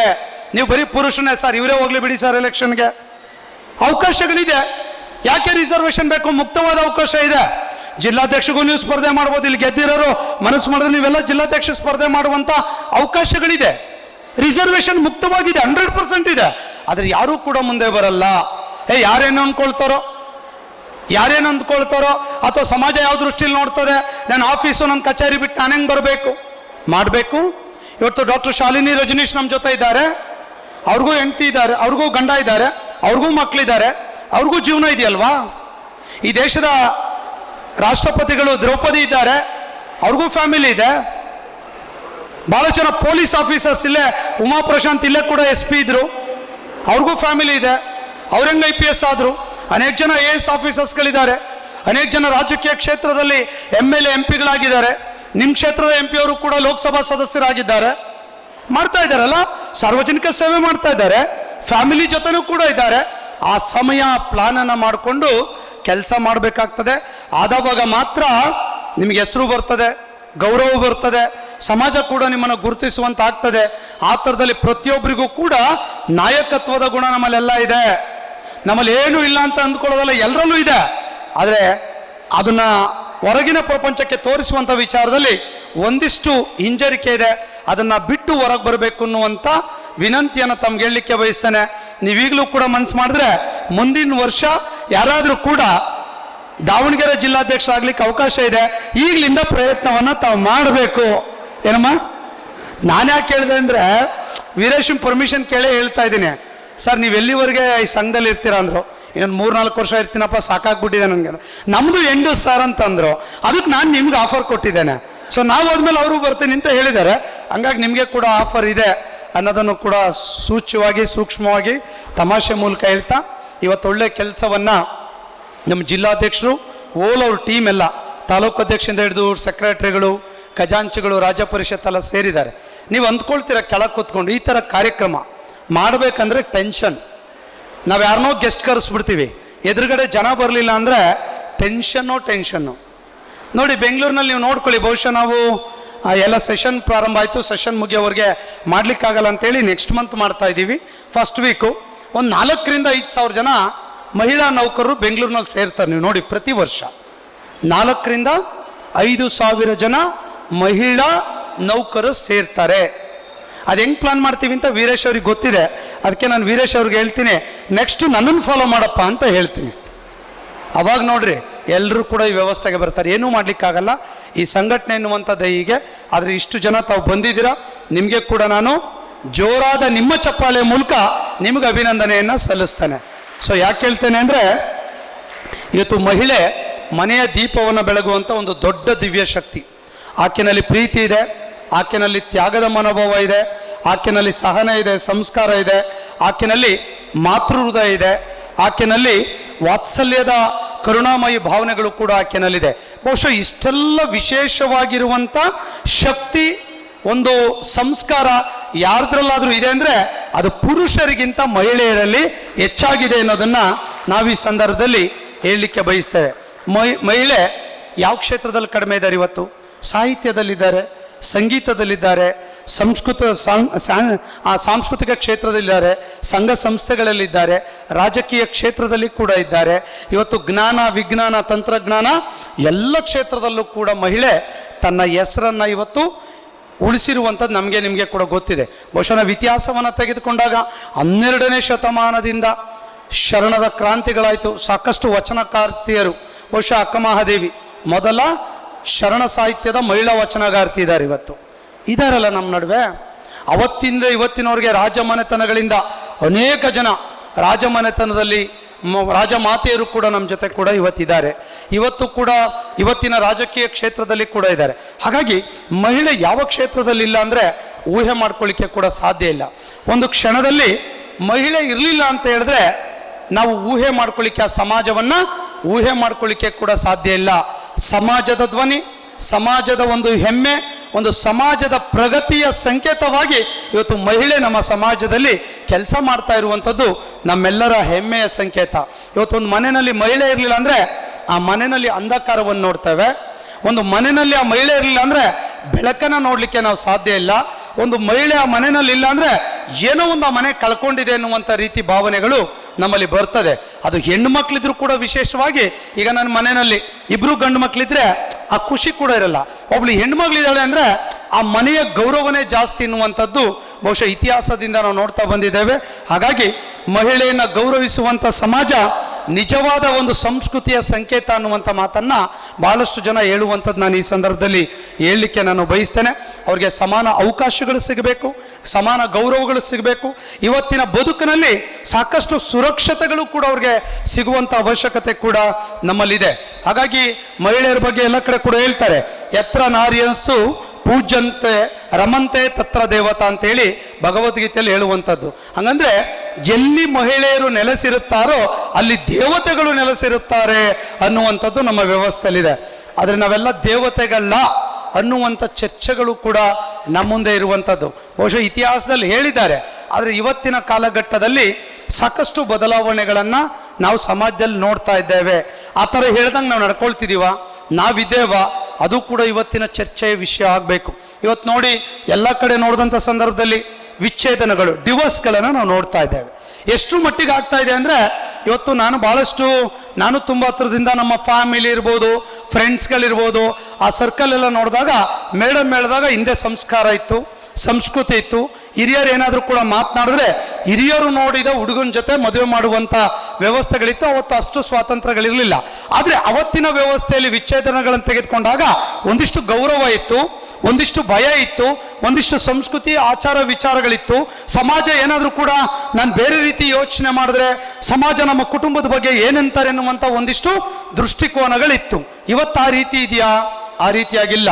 ಇವತ್ತು ಹೆಂಗಾಗಿದೆ ಅಂದರೆ ನಮ್ಮ ಮಕ್ಕಳನ್ನೇ ತೆಗೆದುಕೊಳ್ಳಿ, ನಮ್ಮ ಮಾತನ್ನ ಕೇಳುವಂಥ ಪರಿಸ್ಥಿತಿಯಲ್ಲಿಲ್ಲ. ಇವತ್ತು ನಾವೆಲ್ಲ ಹೆಂಗಾಗಿದ್ದೀವಿ ಅಂದರೆ ನಮ್ಮ ರಿಲೇಷನ್ಸು ಒಳ್ಳೆ ಪೊಸಿಷನ್ ಇಲ್ಲಿರೋರು ಅಥವಾ ನಮ್ಮ ಕಮ್ಯುನಿಟಿಯವ್ರನ್ನೇ ಮದುವೆ ಆಗ್ತೀವಿ ಅನ್ನುವಂಥ ವಾತಾವರಣಕ್ಕೆ ನಾವ್ಯಾರು ಕೂಡ ಇವತ್ತಿಲ್ಲ. ಭಾಳ ಜನ ಸ್ನೇಹಿತರುಗಳು ಹೇಳ್ತಾ ಇದ್ರು, ಅಪ್ಪ ಯಾರನ್ನಾದ್ರೂ ಮದುವೆ ಆಗಲಿ ಕಣ್ಣು ಕೈ ಎಲ್ಲ ನೆಟ್ಟಗಿರೋನು ಮದುವೆ ಹಾಕೊಂಬಾರಪ್ಪ ಅನ್ನುವಂಥ ಮಟ್ಟಕ್ಕೆ ಇವತ್ತು ವ್ಯವಸ್ಥೆ ಬಂದಿದೆ. ಇವತ್ತು ಜಾತಿ ಪದ್ಧತಿ ಜಾತ್ಯತೀತವಾಗಿ ಯೋಚನೆ ಮಾಡುವಂಥ ವ್ಯವಸ್ಥೆಗಳಿದ್ದಾರೆ. ಕೊನೆಯ ಮಟ್ಟಿಗೆ ಪರವಾಗಿಲ್ಲಪ್ಪ ಕರ್ನಾಟಕದವ್ರು ಮದುವೆ ಆಗ್ರಪ್ಪ, ಇಲ್ಲ ನಮ್ಮ ದೇಶದವ್ರು ಮದುವೆ ಆಗಿ, ಈ ಮಟ್ಟದ ಒಂದು ವ್ಯವಸ್ಥೆಗಳು ಇವತ್ತು ಬಂದು ನಿಂತಿದೆ. ಯಾಕೆ ಅಂದರೆ ಇವತ್ತು ಅವ್ರಿಗೆ ಕೂಡ ಸ್ವಾತಂತ್ರ್ಯ ಇದೆ, ಸ್ವಾಭಿಮಾನ ಇದೆ, ತನ್ನ ಬದುಕನ್ನು ಹ್ಯಾಕೆ ಕಟ್ಕೊಳ್ಬೇಕು ಅನ್ನುವಂಥ ಚಿಂತನೆ ಮಾಡುವಂಥ ಶಕ್ತಿಗಳಿದೆ. ಇದೆಲ್ಲದ್ರ ಜೊತೆ ಒಂದಿಷ್ಟು ಡಿವೋರ್ಸ್ ಅನ್ನುವಂಥದ್ದು ಕೂಡ ನಮ್ಮ ಮಧ್ಯೆ ಬಂದು ಯಾವ ಮಟ್ಟಕ್ಕಾಗಿದೆ ಅಂದರೆ ಕೆಲವು ಗಂಡ ಹೆಂಡತಿ ಹುಡುಗ ಹುಡುಗಿಯವರು ಒಂದಿಷ್ಟು ಮಿನಿಮಮ್ 30 ವರ್ಷ 28 ವರ್ಷಕ್ಕೆ ಮದುವೆ ಮಾಡ್ತಾರೆ. ಒಂದಿಷ್ಟು ಮೆಚುರಿಟಿ ಕೂಡ ಇರೋದಿಲ್ಲ. ಹೇಗೆ ಜೀವನ ಮಾಡಬೇಕು ಅನ್ನುವಂಥ ಕಲ್ಪನೆ ಇಲ್ಲ.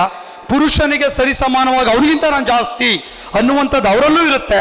ಪುರುಷರು ಕೂಡ ಹೊಂದಾಣಿಕೆ ಮಾಡಿಕೊಳ್ಳುವಂಥ ವಿಚಾರದಲ್ಲಿ ವ್ಯತ್ಯಾಸಗಳಾಗಿ ಇವತ್ತು ಡಿವೋರ್ಸ್ ರೇಟ್ ಹೆಂಗಾಗಿದೆ ಅಂದರೆ ಊಹೆ ಮಾಡ್ಕೊಳ್ಳಿಕ್ಕೆ ಕೂಡ ಸಾಧ್ಯ ಇಲ್ಲ.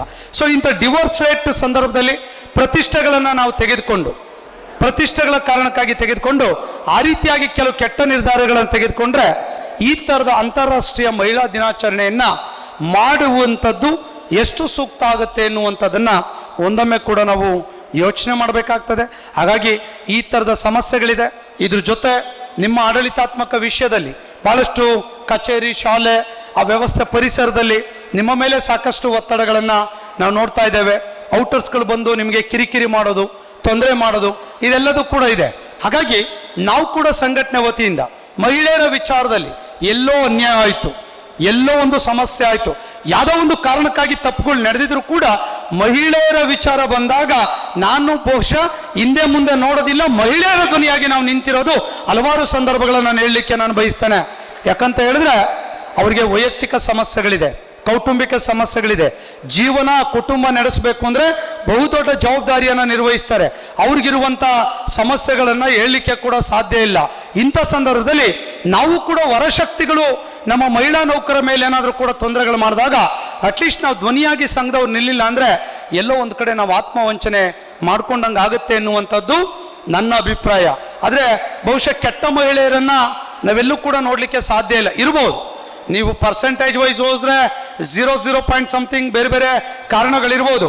ಆದರೆ ಮೋರ್ ದನ್ 99.90% ಅಲ್ಲಿ ಈ ರಾಜ್ಯದಲ್ಲಿ ಅತ್ಯುತ್ತಮ ಮಹಿಳಾ ನೌಕರು ನಮ್ಮ ಜೊತೆ ಇದ್ದಾರೆ ಎನ್ನುವಂಥದ್ದೇ ಹೆಮ್ಮೆ ಅಭಿಮಾನದ ಸಂಗತಿ. ಬಹುಶಃ ಹಾಗಾಗಿ ಸಮಾಜದಲ್ಲಿ ಸಾಕಷ್ಟು ಗೌರವಗಳು ಕೂಡ ನಮಗಿದೆ. ನಾನು ಬಹುಶಃ ನನ್ನ ಸರ್ವೀಸ್ನಲ್ಲಿ ಸಾಕಷ್ಟು ಮಹಿಳೆಯರ ಬಗ್ಗೆ ಔಟ್ಸೈಡ್ಗಳಿಂದ ಇರ್ಬೋದು, ಆಫೀಸರ್ಸ್ಗಳು ಕೊಡುವಂಥ ತೊಂದರೆಗಳು ಇದೆಲ್ಲ ಬಂದಾಗ ನಾನು ಸ್ವಲ್ಪ ನೇರವಾಗಿ ಅಧಿಕಾರಿಗಳಿಗೆ ಅಟ್ಯಾಕ್ ಮಾಡ್ತೇನೆ, ಏನು ಮುಲಾಜ್ ಗಿಲಾಜೇನು ನೋಡೋದಿಲ್ಲ. ಬಹುಶಃ ನನಗೊಂದು ಘಟನೆ ನೆನಪಾಗುತ್ತೆ. ಶಿವಮೊಗ್ಗದಲ್ಲಿ ಯಾರೋ ಒಬ್ಬರು ಪ್ರೈಮರಿ ಸ್ಕೂಲ್ ಟೀಚರ್ಸ್ ಪಾಠ ಮಾಡ್ತಾ ಇದ್ರು. ಈ SDMC ಮೆಂಬರ್ಸ್ಗಳು ಅವ್ರು ಪಾಠ ಮಾಡೋದನ್ನ ನೋಡೋಕೆ ಹೋಗ್ಬೇಕಾಗಿತ್ತಂತೆ.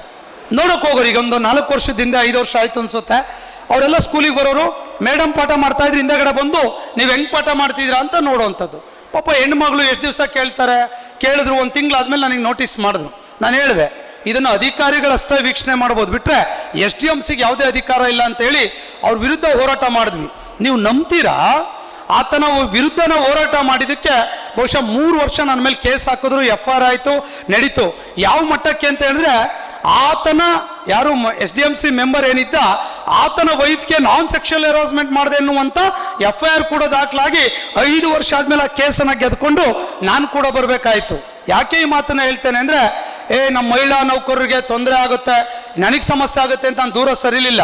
ನಮ್ಮ ಹೆಣ್ಮಕ್ಳಿಗೆ ಅಲ್ಲಿ ಅನ್ಯಾಯ ಆಯಿತು, ಆ ಧ್ವನಿಯಾಗಿ ನಿಂತ್ಕೊಂಡಿದ್ದಂಥ ಪರವಾಗಿ ಇವತ್ತು ಆ ಕುಟುಂಬ ನಮ್ಮನ್ನು ನೆನೆಸುತ್ತೆ ಅನ್ನೋದನ್ನು ಬಹಳ ಅಭಿಮಾನದಿಂದ ಈ ಸಂದರ್ಭದಲ್ಲಿ ನಾನು ಹೇಳಲಿಕ್ಕೆ ನಾನು ಬಯಸ್ತೇನೆ. ಹಾಗಾಗಿ ನಾವು ಯಾವುದಾದ್ರೂ ಕೂಡ ಒಳ್ಳೆ ಕೆಲಸಕ್ಕಾಗಿ ಆ ಥರದ ಪ್ರಯತ್ನಗಳನ್ನು ಮಾಡಿರ್ತೇವೆ, ಬಿಟ್ಟರೆ ನಾನು ಯಾವುದೇ ಸ್ವಂತಕ್ಕಾಗಿ ಪ್ರತಿಷ್ಠೆಗಾಗಿ ನಾನು ಮಾಡಿರೋದಿಲ್ಲ ಅನ್ನುವಂಥದ್ದನ್ನು ಹೇಳ್ತಾ, ನಮ್ಮ ಈ ಜಿಲ್ಲೆನಲ್ಲಿ ಈ ಥರದ ವಿಚಾರಗಳು ಬಂದಾಗ ವೀರೇಶ್ ಅವರು ಕೂಡ ಸಾಕಷ್ಟು ಒಳ್ಳೊಳ್ಳೆ ಕೆಲಸ ಮಾಡ್ತಿದ್ದಾರೆ. ಮಹಿಳಾ ನೌಕರರಿಗೆ ಶಿಶುಪಾಲನಾ ರಜೆ ಬಗ್ಗೆ ಅವರು ಈ ಸರ್ಕ್ಯುಲರ್ನಲ್ಲಿ ಹಾಕಿದ್ದಾರೆ ನೋಡಿ. ಶಿಶುಪಾಲನಾ ರಜೆ ನೀವು ಯಾರಾದರೂ ಕನಸು ಕಂಡಿದ್ರೇನ್ರಿ? 6 ತಿಂಗಳುಗಳ ಕಾಲ ಸಂಬಳ ಕೊಟ್ಟು ಮೇಡಮ್ ಮನೇಲಿ ಕೂರಿಸಿ, ಇವ್ರಿಗೆ 6 ಲಕ್ಷ ರೂಪಾಯಿ ಸಂಬಳ ಕೊಟ್ಟು ಮನೇಲಿ ಕೂರಿಸಿ, ನಿಮ್ಮ ಪಕ್ಕದವರು ಸೇರಿದಂತೆ ಮೇಡಮ್ ಕೊಡ್ತದೆ ಅಂತ ಹೇಳಿದ್ರೆ ಇದನ್ನು ಮಾಡಿಸಿದವರು ಪುರುಷ ನೌಕರರು ನಿಮ್ಮ ಷಡಾಕ್ಷರಿ ಅನ್ನುವಂಥದ್ದನ್ನು ತಾವು ಅರ್ಥ ಮಾಡ್ಕೊಳ್ಬೇಕು. ನಾವು ಹೆಣ್ಮಕ್ಳು ವಿರೋಧಿ ಹೆಂಗಾಗ್ತೇವೆ? ಹೌದಲ್ಲ? ಷಡಾಕ್ಷರಿ ಅವರು ಹೆಣ್ಮಕ್ಳು ವಿರೋಧಿ ಅಂತ ಸುಮ್ಮನೆ ಯಾರೋ ವಾಟ್ಸಪ್ನಲ್ಲಿ ಏನ್ಕೋ ಹಾಕ್ತಾರೆ. ಯಾಕೆ ಇಷ್ಟು ವರ್ಷ ಆಗಿರಲಿಲ್ಲ? ಹಿಂದೆ 18 ಜನ ಅಧ್ಯಕ್ಷರಿದ್ರು, 100 ವರ್ಷ ಈ ಸಂಘ ನಡೆಸಿದ್ರು. 100 ವರ್ಷ ಆದ ಮೇಲೆ ಈ ಆದೇಶ ಮಾಡುವಂಥ ಪರಿಸ್ಥಿತಿ ನಾವು ಬಂದ ಮೇಲೆ ಆಯಿತು ಅಂತ ಹೇಳಿದ್ರೆ ಯೋಚನೆ ಮಾಡಬೇಕು. ಯೋಚನೆ ಮಾಡಬೇಕಲ್ಲ. ಇದೊಂದು ಇತಿಹಾಸದ ಮನೆ ಮಾತೃತ್ವ ರಜೆ, ಇದ್ರ ಬಗ್ಗೆ ಏನು ನಮ್ಮ ಋತುಚಕ್ರ ರಜೆ ತಮಗೆ ಕೂಡ ಗೊತ್ತಿದೆ. ಮೊನ್ನೆ ಜಾರಿಗೆ ತಂದಿದೆ. ಪ್ರತಿ ತಿಂಗಳಿಗೆ 1 ರಜದಂತೆ 1 ವರ್ಷಕ್ಕೆ 12 ದಿನಗಳ ಸಂಬಳ ಸಹಿತ ರಜೆ ಕೊಡುವಂತ ಕೆಲಸ ಇಡೀ ದೇಶದಲ್ಲಿ ಒರಿಸ್ಸಾ ಬಿಟ್ಟರೆ 2ನೇ ರಾಜ್ಯ ಕರ್ನಾಟಕದಲ್ಲಿ ಜಾರಿಗೆ ತಂದಿದ್ದೇವೆ. ನಿಮ್ಮ ಪಕ್ಕ ಮಹಾರಾಷ್ಟ್ರದಲ್ಲಿಲ್ಲ, ಗೋವಾದಲ್ಲಿಲ್ಲ, ತಮಿಳುನಾಡಲ್ಲಿಲ್ಲ, ತೆಲಂಗಾಣದಲ್ಲಿಲ್ಲ. ಯೋಚನೆ ಮಾಡಬೇಕಲ್ಲ. ಒರಿಸ್ಸಾದಲ್ಲಿ ಅಲ್ಲಿನ ಮುಖ್ಯಮಂತ್ರಿಗಳು ಜಾರಿಗೆ ತಂದರು, ಕರ್ನಾಟಕದಲ್ಲಿ ಕೂಡ ಇದನ್ನು ಜಾರಿಗೆ ತಂದು ಇವತ್ತು ನಿಮಗೆ ಅನುಕೂಲ ಮಾಡಿಕೊಟ್ಟಿದ್ದೇವೆ. ಎಷ್ಟು ದಿವಸ ಆಯಿತು? 1 ವರ್ಷಕ್ಕೆ 12 ದಿವಸ, ಅಲ್ಲಿ 6 ತಿಂಗಳು. 20 ವರ್ಷ ಸರ್ವಿಸ್ ಇದ್ದರೆ 12 24 240 ದಿವಸ ಮೇಡಮ್, ಪ್ಲಸ್ ಅಲ್ಲೊಂದು 180 ದಿವಸ, 500 ದಿನ ಆಗೋಯ್ತು. ಆಮೇಲೆ CL ಟೀಚರ್ಸ್ಗಳು ಭಾಳ ಜನ ಇದ್ದೀರಾ ನೀವೆಲ್ಲ, 15 CL ಇದ್ದಿದ್ದನ್ನು 10 CL ಮಾಡಿಬಿಟ್ರು ನಿಮಗೆ ಸರ್ಕಾರ. ಮತ್ತೆ ಅದೇ ವರ್ಷ 15 CL ಮಾಡಿಸುವಂಥ ಕೆಲಸವನ್ನು ಮಾಡಿದ್ವಿ. ಎಷ್ಟು ಜನ ಪ್ರೈಮರಿ ಹೈಸ್ಕೂಲ್ ಟೀಚರ್ಸ್ ಇದ್ದೀರಾ? ಕೈ ಎತ್ತಿ. ನೀವೇ ಇರೋದು. ಪೂರ್ತಿ ರಜಾ ನಿಮ್ಮದೇ, ನಮ್ಮದೇನಿಲ್ಲ ನೋಡಿ. 5 ದಿನ, 1 ವರ್ಷಕ್ಕೆ 5 ದಿನ ಅಂದರೆ 20 ವರ್ಷಕ್ಕಾದರೆ 100 ಡೇಸ್. ಎಷ್ಟು ದಿವಸ? 100 ದಿವಸ ಸರ್ಕಾರ ಮಾಡಲ್ಲ ಅಂತ ಕೂತಿತ್ತು. ಕ್ಯಾಬಿನೆಟ್ಗೆ ತರಿಸಿ 15 ಹಾಗೆ ಉಳಿಸಬೇಕು ಅಂತೇಳಿ 2022 ಅದೇ ವರ್ಷ 10 CL ಅನ್ನು 15ಕ್ಕೆ ಹೆಚ್ಚಿಸಿ ಉಳಿಸುವಂಥ ಕೆಲಸವನ್ನು ನಿಮಗೆ ನಾವು ಮಾಡಿಕೊಟ್ಟಿದ್ದೇವೆ. ಎಷ್ಟು ಫೈನಾನ್ಷಿಯಲ್ ಬೆನಿಫಿಟ್ಟು? 600 ದಿನ ಇಂಟು ಕ್ಯಾಲ್ಕುಲೇಟ್ ಮಾಡಿಬಿಡ್ರಿ. ಅವರೇಜ್ 2,000 ಸಂಬಳ ಅಂದರೆ ಎಷ್ಟಾಯ್ತು ಲೆಕ್ಕ ಹಾಕ್ಕೊಳ್ಳಿ ಕೂತ್ಕೊಂಡು. ಲಕ್ಷಗಟ್ಟೆ, ಲ್ಯಾಕ್ಸ್ ಟುಗೆದರ್. ಯೋಚನೆ ಮಾಡಬೇಕಲ್ಲ, ಯಾಕಾಗಿರಲಿಲ್ಲ ಇದೆಲ್ಲ? ಮೊನ್ನೆ ಕರ್ನಾಟಕ ಆರೋಗ್ಯ ಸಂಜೀವಿನಿ ಯೋಜನೆ ಜಾರಿಗೆ ತಂದ್ವಿ.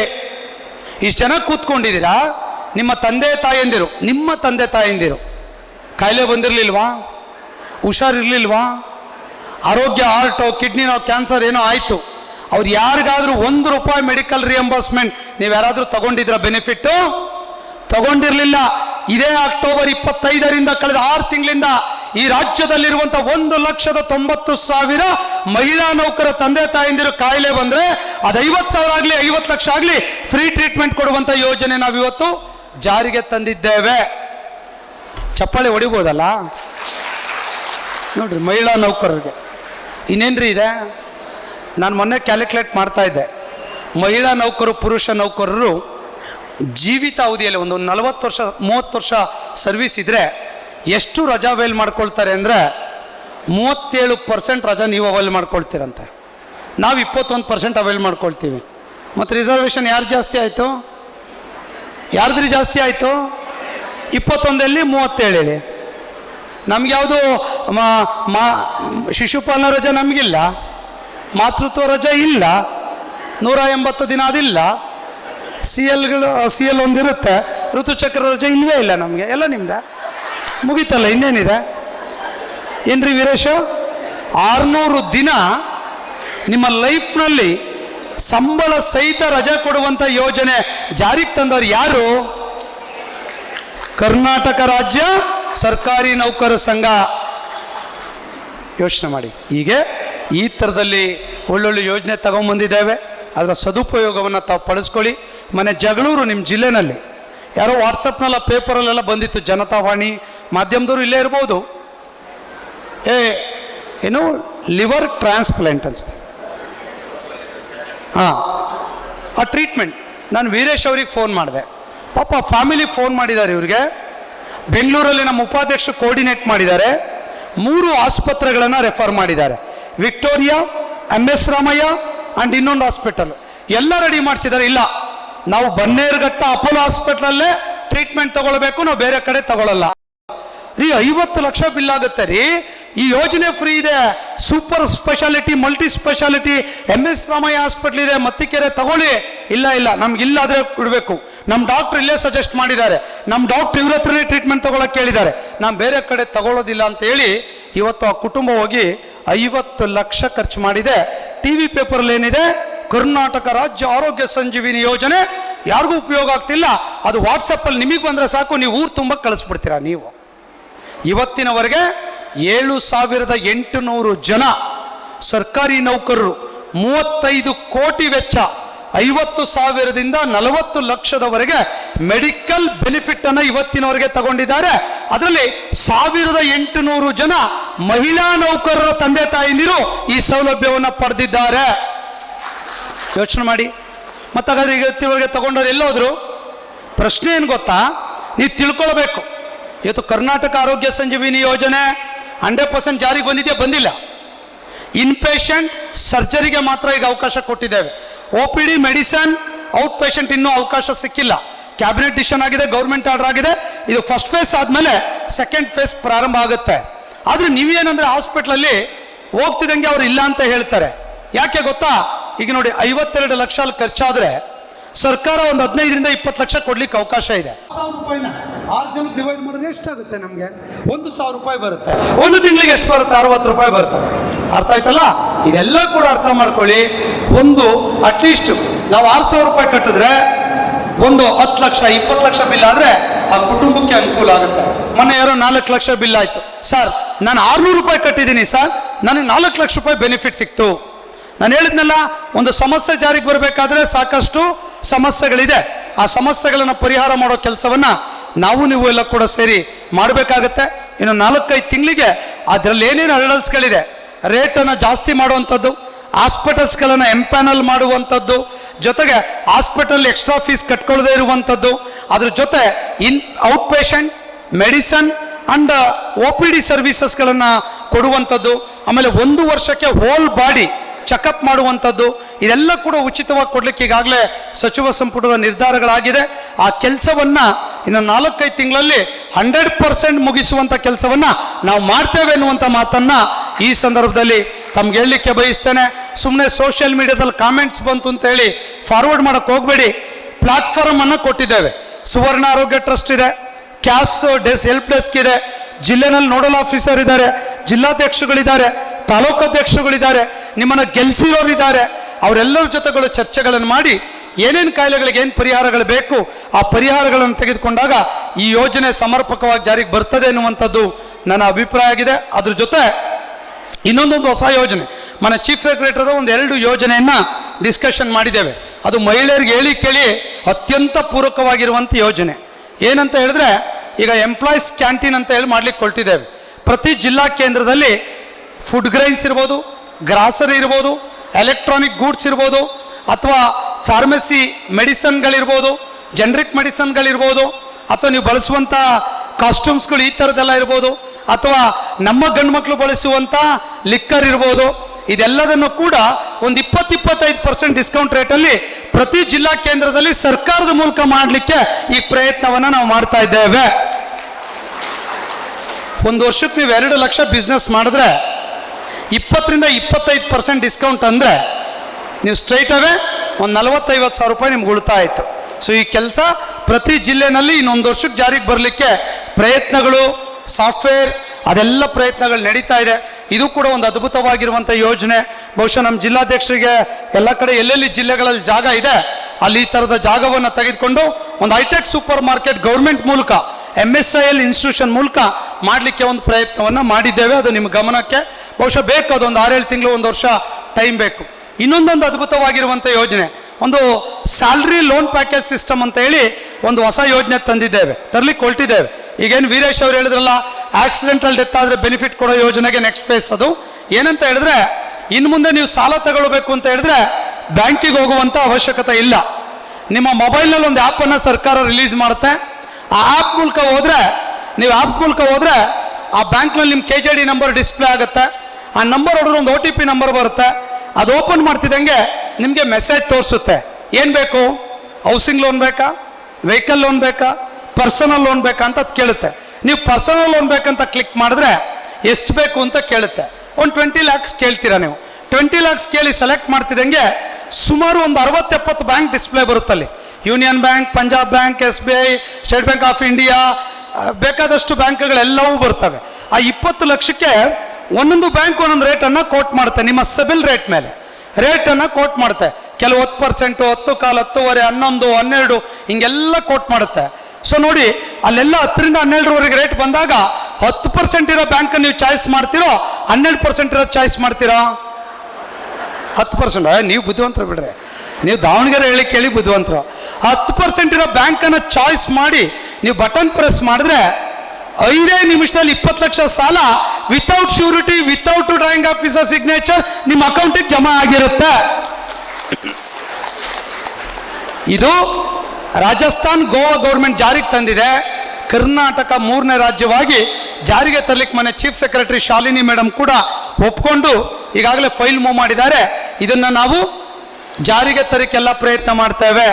ಹಂಗಂತೇಳಿ ಸಿಕ್ಕಂಗೆ ಸಾಲ ತಗೊಳಕ್ಕೆ ಹೋಗಬೇಡಿ, ನಿಮ್ಮ ಗಮನದಲ್ಲಿರಲಿ. ಅಂದರೆ ನಿಮ್ಮ ಖುಷಿ ಏನೋ, ಅರ್ಜೆಂಟ್ ಏನೋ ಫೀಸ್ ಕಟ್ಟಬೇಕಪ್ಪ, ಅರ್ಜೆಂಟ್ ರಿಸ್ಕ್ ಇರುತ್ತೆ, ಇಮ್ಮಿಡಿಯೇಟ್ ನಿಮ್ಮ ಅಕೌಂಟಿಗೆ ಜಮಾ ಆಗುತ್ತೆ. ಅದರಲ್ಲಿ ಇನ್ನೊಂದು ಯೋಜನೆ ತಗೊಂಡ್ಬಂದಿದ್ದೇವೆ. 5 ಲಕ್ಷದವರೆಗೆ, 1 ರಿಂದ 5 ಲಕ್ಷದವರೆಗೆ 1 ತಿಂಗಳವರೆಗೆ ನಿಮ್ಮ ಮಕ್ಕಳಿಗೆ ಎಜುಕೇಷನ್ ಇರ್ಬೋದು, ಹಾಸ್ಪಿಟ್ಲಿಗೆ ಸೇರಿಸ್ಬೇಕು. ನಾನು ಇನ್ನು ಅರ್ಧ ಗಂಟೆ ನಂಗೆ 5 ಲಕ್ಷ ದುಡ್ಬೇಕಪ್ಪ, ಯಾರು ಕೊಡ್ತಾರೆ? ಆ ಆ್ಯಪ್ ಮೂಲಕ ಹೋದರೆ 1 ತಿಂಗಳವರೆಗೆ ಶೂನ್ಯ ಬಡ್ಡಿ ದರದಲ್ಲಿ ಗರಿಷ್ಠ 5 ಲಕ್ಷದವರೆಗೆ 1 ವರ್ಷದ ಅವಧಿಗೆ ಮಾತ್ರ, ಪ್ರತಿ ವರ್ಷಕ್ಕೆ 1 ಬಾರಿ ಅಂತೆ ಉಚಿತವಾಗಿ ನಿಮ್ಮ ಮೊಬೈಲ್ ಅಕೌಂಟ್ಗೆ 5 ನಿಮಿಷದಲ್ಲಿ 5 ಲಕ್ಷ ಬರುವಂಥ ಯೋಜನೆ ಕೂಡ ಅದರಲ್ಲಿ ನಾವು ಸೇರಿಸಿದ್ದೇವೆ. 31 ದಿನ ಆದಮೇಲೆ 10.25, 11, 10.25% ಇಂಟ್ರೆಸ್ಟ್ ಕಟ್ಟಬೇಕು. ನೀವು 29-35 ದಿನದಲ್ಲಿ 5 ಲಕ್ಷ ಕಟ್ಟಿದ್ರೆ 0 ಬಡ್ಡಿ 5 ಲಕ್ಷ ಮಾತ್ರ ಕಟ್ಟಬೇಕು ಅನ್ನುವಂಥದ್ದು ಈ ಯೋಜನೆಯ ತಾತ್ಪರ್ಯ ಆಗಿದೆ. ಒಳ್ಳೆ ಯೋಜನೆನಾ ಕೆಟ್ಟ ಯೋಜನೆನಾ ಇದು? ಜೋರಾಗಿ ಮಾತಾಡ್ರಿ. ಸಾಲ ತಗೊಳ್ತೀರಲ್ಲ? ಎಸ್, ನೋಡಿ ಎಂಥ ಒಳ್ಳೆ ಯೋಜನೆ. ಮೊನ್ನೆ ಯಾರೋ ಒಬ್ರು ಲೇಡಿ ಕೇಳಿದ್ರು ಫೋನ್ ಮಾಡಿ, ಸರ್ ಈ ಥರ ಹೇಳಿದ್ರೆ ಸರ್ ಇದರಲ್ಲಿ 5 ಲಕ್ಷ ನಾನು ಏನು ಮಾಡ್ತೀನಿ 31 ದಿನಕ್ಕೆ ಬಡ್ಡಿ ಆಗುತ್ತೆ 31ನೇ ದಿನ ಆದರೆ 29ನೇ ತಾರೀಕು ಪ್ರತಿ ತಿಂಗಳು 5 ಲಕ್ಷ ತಗೊಂಡು ಕಟ್ತೀನಿ ಮಾಡ್ಬೋದಾ ಅಂತ ಕೇಳಿದ್ರು. ನೀವು ಬುದ್ಧಿವಂತ ಕಣಮ್ಮ ಬಿಡಮ್ಮ, ಕಲಿಬೇಕು ನಿನ್ನ ಹತ್ರ. ಹಂಗೆ ಅವಕಾಶ ಇಲ್ಲ. ವರ್ಷಕ್ಕೆ 1 ಬಾರಿ 5 ಲಕ್ಷ ಫೆಸ್ಟಿವಲ್ ಅಡ್ವಾನ್ಸ್ ಹೆಂಗೆ ತೊಳ್ತೀವೋ ಇದು ಕೂಡ 1 time advance once in 1 year ಅಂತ ಹೇಳಿದೆ. ಸೊ ಇದು ಕೂಡ ಈ ಥರ ಇದೆ. ಹಾಗಾಗಿ ಈ ಥರದ ಯೋಜನೆ ಕೂಡ ನಾವು ಜಾರಿಗೆ ತರ್ತೇವೆ. ಸೊ ಹೀಗೆ ಒಳ್ಳೊಳ್ಳೆ ಕೆಲಸವನ್ನು ಮಹಿಳಾ ನೌಕರಿಗೋಸ್ಕರ ತರ್ತಾ ಇದ್ದೇವೆ. ಮತ್ತು 2026-27 ಸೆಂಟ್ರಲ್ ಪೇ ಕಮಿಷನ್ ಅವ್ರದ್ದಾಗುತ್ತೆ. ಅದಾದಮೇಲೆ ನಮ್ಮದು 25-30 ಸಾವಿರ ರೂಪಾಯಿ ಸಂಬಳ ಮತ್ತೆ ಜಾಸ್ತಿ ಆಗುತ್ತೆ. ಅದನ್ನು ಬಿಡುವಂಥ ಪ್ರಶ್ನೆ ಇಲ್ಲ. ನೀವೆಲ್ಲರೂ ಕೂಡ ಅವತ್ತಿನ ಸಂದರ್ಭಕ್ಕೆ ಸಂಘ ಏನು ಕರೆ ಕೊಡುತ್ತೆ ಅವತ್ತು ನೀವೆಲ್ಲ ಕೂಡ ನಮ್ಮ ಜೊತೆ ಇರಬೇಕು. 26-27ನೇ ವರ್ಷ ಸೆಂಟ್ರಲ್ ಪೇ ಕಮಿಷನ್ ತೊಗೊಳ್ಬೇಕು. ಎಲ್ಲರೂ 25-30-40 ಸಾವಿರ ರೂಪಾಯಿ ಸಂಬಳವನ್ನು ಹೆಚ್ಚಿಗೆ ಮಾಡುವಂಥ ಕೆಲಸವನ್ನು ಸಂಘ ಮಾಡುತ್ತೆ. ಅದ್ರ ಜೊತೆ NPS ಒಂದು ದೊಡ್ಡ ಸಮಸ್ಯೆ ಇದೆ. ಅದು ದಾವಣಗೆರೆಯಲ್ಲಿ ಸ್ವಲ್ಪ NPS ಜಾಸ್ತಿ ಇದೆ. NPS OPS ಆ ಸೂರ್ಯ ಚಂದ್ರ ಅವರು ಹೆಂಗೆ ಆ ಕಡೆಯಿಂದ ಈ ಕಡೆ ಪೂರ್ವದಿಂದ ಪಶ್ಚಿಮಕ್ಕೆ ಹೋಗ್ತಾರೋ NPS OPS ಆಗುವುದು ಕೂಡ ಅಷ್ಟೇ ಸತ್ಯ ಅನ್ನುವಂಥ ಮಾತನ್ನ ಈ ಸಂದರ್ಭದಲ್ಲಿ ಹೇಳಲಿಕ್ಕೆ ಬಯಸ್ತೇನೆ. ಆ ವಿಚಾರದಲ್ಲಿ ಸಮಯ, ಸಂದರ್ಭ, ಪರಿಸ್ಥಿತಿ ಎಲ್ಲವನ್ನೂ ಒಂದು ವೇದಿಕೆ ನಿರ್ಮಾಣ ಮಾಡುತ್ತೆ. ಹಾಗಾಗಿ ಆ ದಿನಗಳು, ಆ ಕಾಲಗಳು ತುಂಬಾ ಹತ್ತಿರದಲ್ಲಿದೆ, ಆ ಕಾಲ ಸನ್ನಿಹಿತ ಆಗಿದೆ ಅನ್ನುವಂಥ ಮಾತನ್ನು ಹೇಳ್ತಾ ಆ ಕೆಲಸನೂ ಕೂಡ ನಾವು ಮಾಡ್ತೇವೆ. ಯಾರು ಕೂಡ ಆತಂಕ ಪಡೋದು ಬೇಡ, ಧೃತಿಗೆಡೋದು ಬೇಡ. ನಿಮ್ಮ ಜೊತೆ ಸಂಘ ಇದೆ, ಸಂಘಟನೆ ಇದೆ ಅನ್ನುವಂಥ ಮಾತನ್ನು ಹೇಳ್ತಾ ಸೊ ಇನ್ನು ಬೇರೆ ಬೇರೆ ವಿಚಾರಗಳ ಕಡೆ ಗಮನವನ್ನು ಕೊಡೋಣ.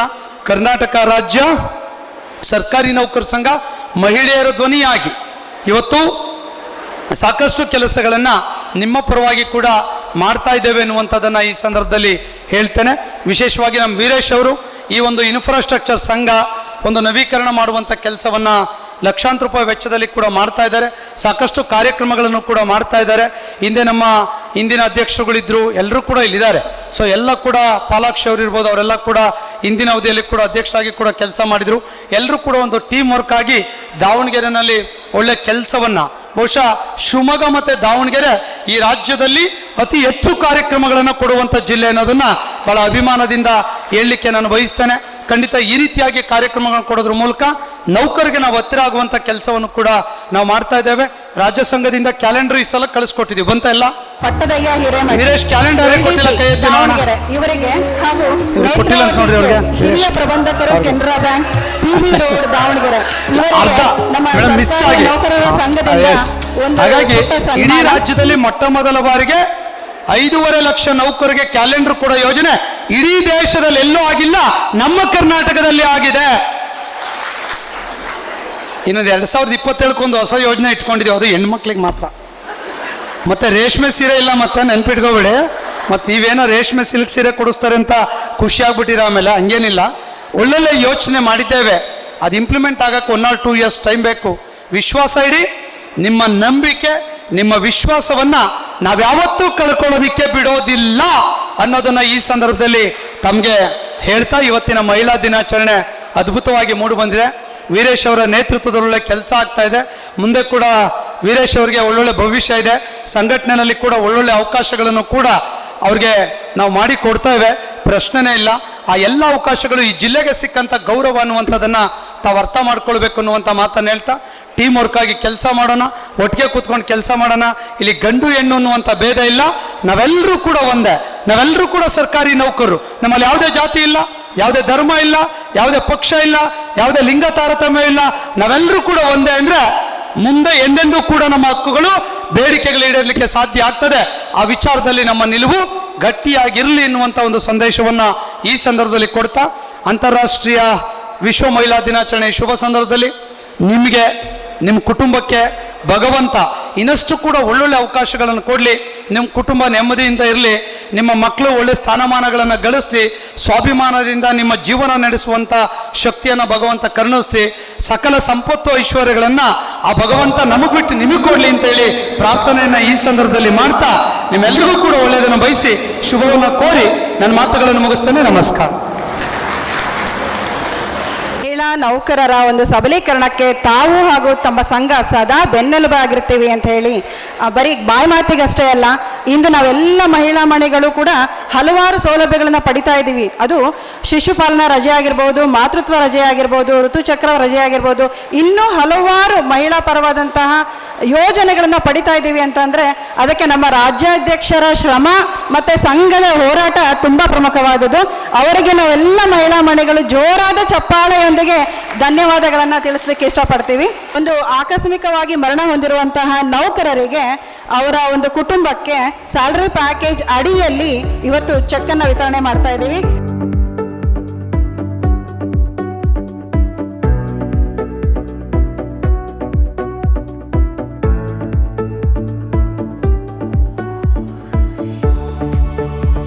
ಈ ಮೇಡಮ್ ರಿಸೀವ್ ಮಾಡ್ತಾ ಇದಾರಲ್ಲ ಚೆಕ್, ಇದು ನಾನು ಆಗ್ಲೇ ಹೇಳಿದೆ, ಏನು ಸರ್ ಆಕ್ಸಿಡೆಂಟಲ್ ಡೆತ್ 1 ಕೋಟಿ ಹೇಳ್ತಾ ಇದ್ರೆ ಇದು 6 ಲಕ್ಷ ಅಂತ. ಇದು ನ್ಯಾಚುರಲ್ ಡೆತ್.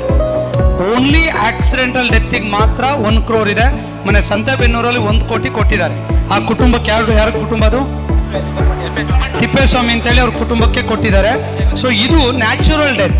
ನ್ಯಾಚುರಲ್ ಡೆತ್ಗೂ ಕೂಡ ಮೊದಲಿರಲಿಲ್ಲ, 6 ಲಕ್ಷ ಕೊಡುವಂಥ ಕೆಲಸವನ್ನು ಸಂಘ ಮಾಡಿದೆ. ಇವತ್ತು ಆ ಕುಟುಂಬಕ್ಕೆ ಇದೆಲ್ಲ ನ್ಯಾಚುರಲ್ ಡೆತ್ ಇವತ್ತು ಕೊಡ್ತಾರೆ. Okay, thank you. ಒಳ್ಳೆಯದಾಗ.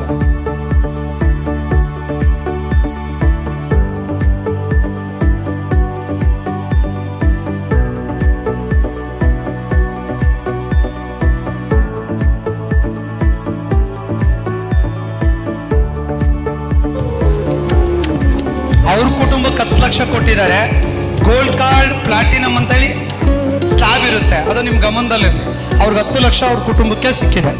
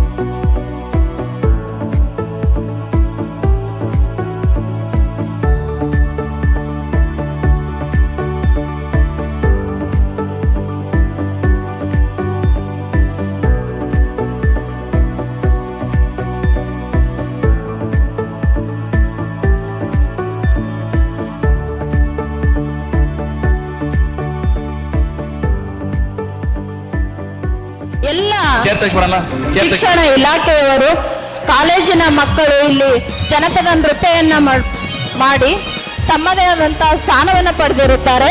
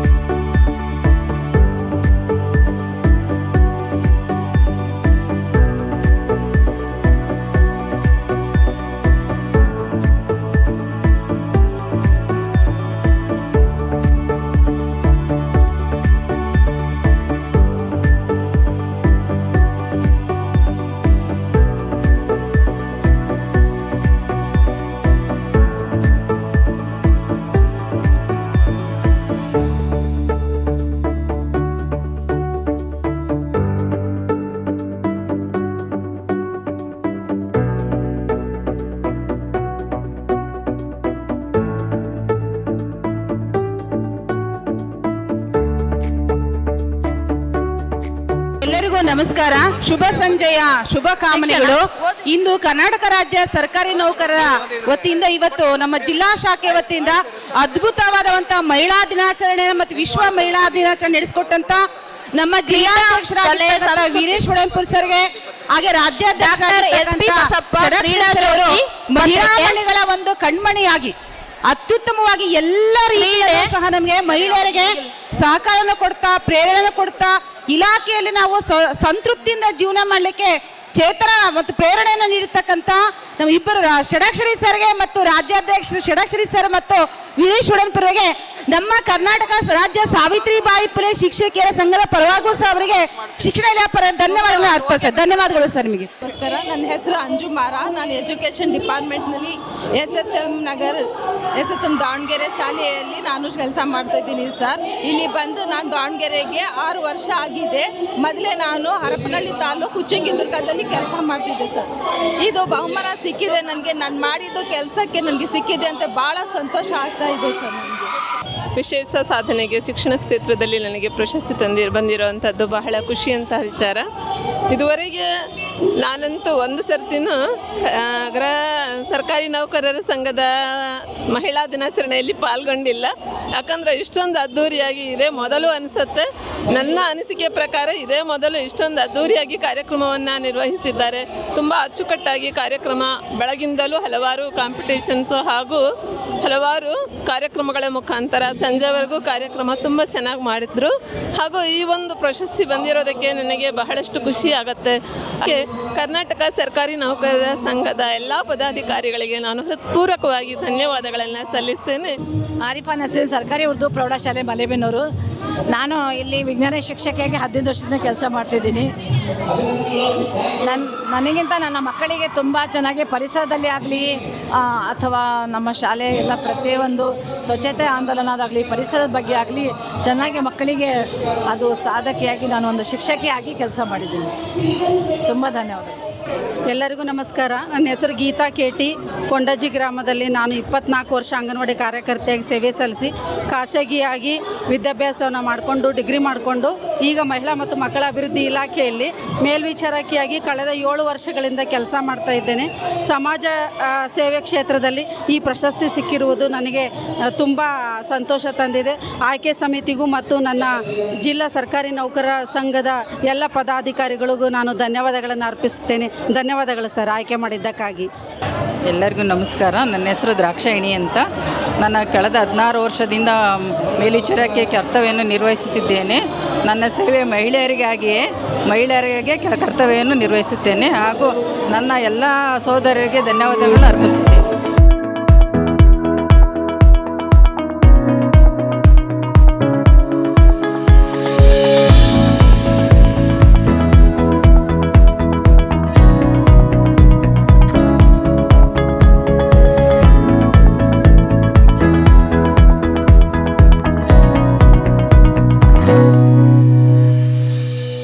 ನಕ್ಷತ್ರ ಟಿವಿ ಲೋಕಲ್ ನ್ಯೂಸ್, ಇದು ನಿಮ್ಮದೇ ಧ್ವನಿ.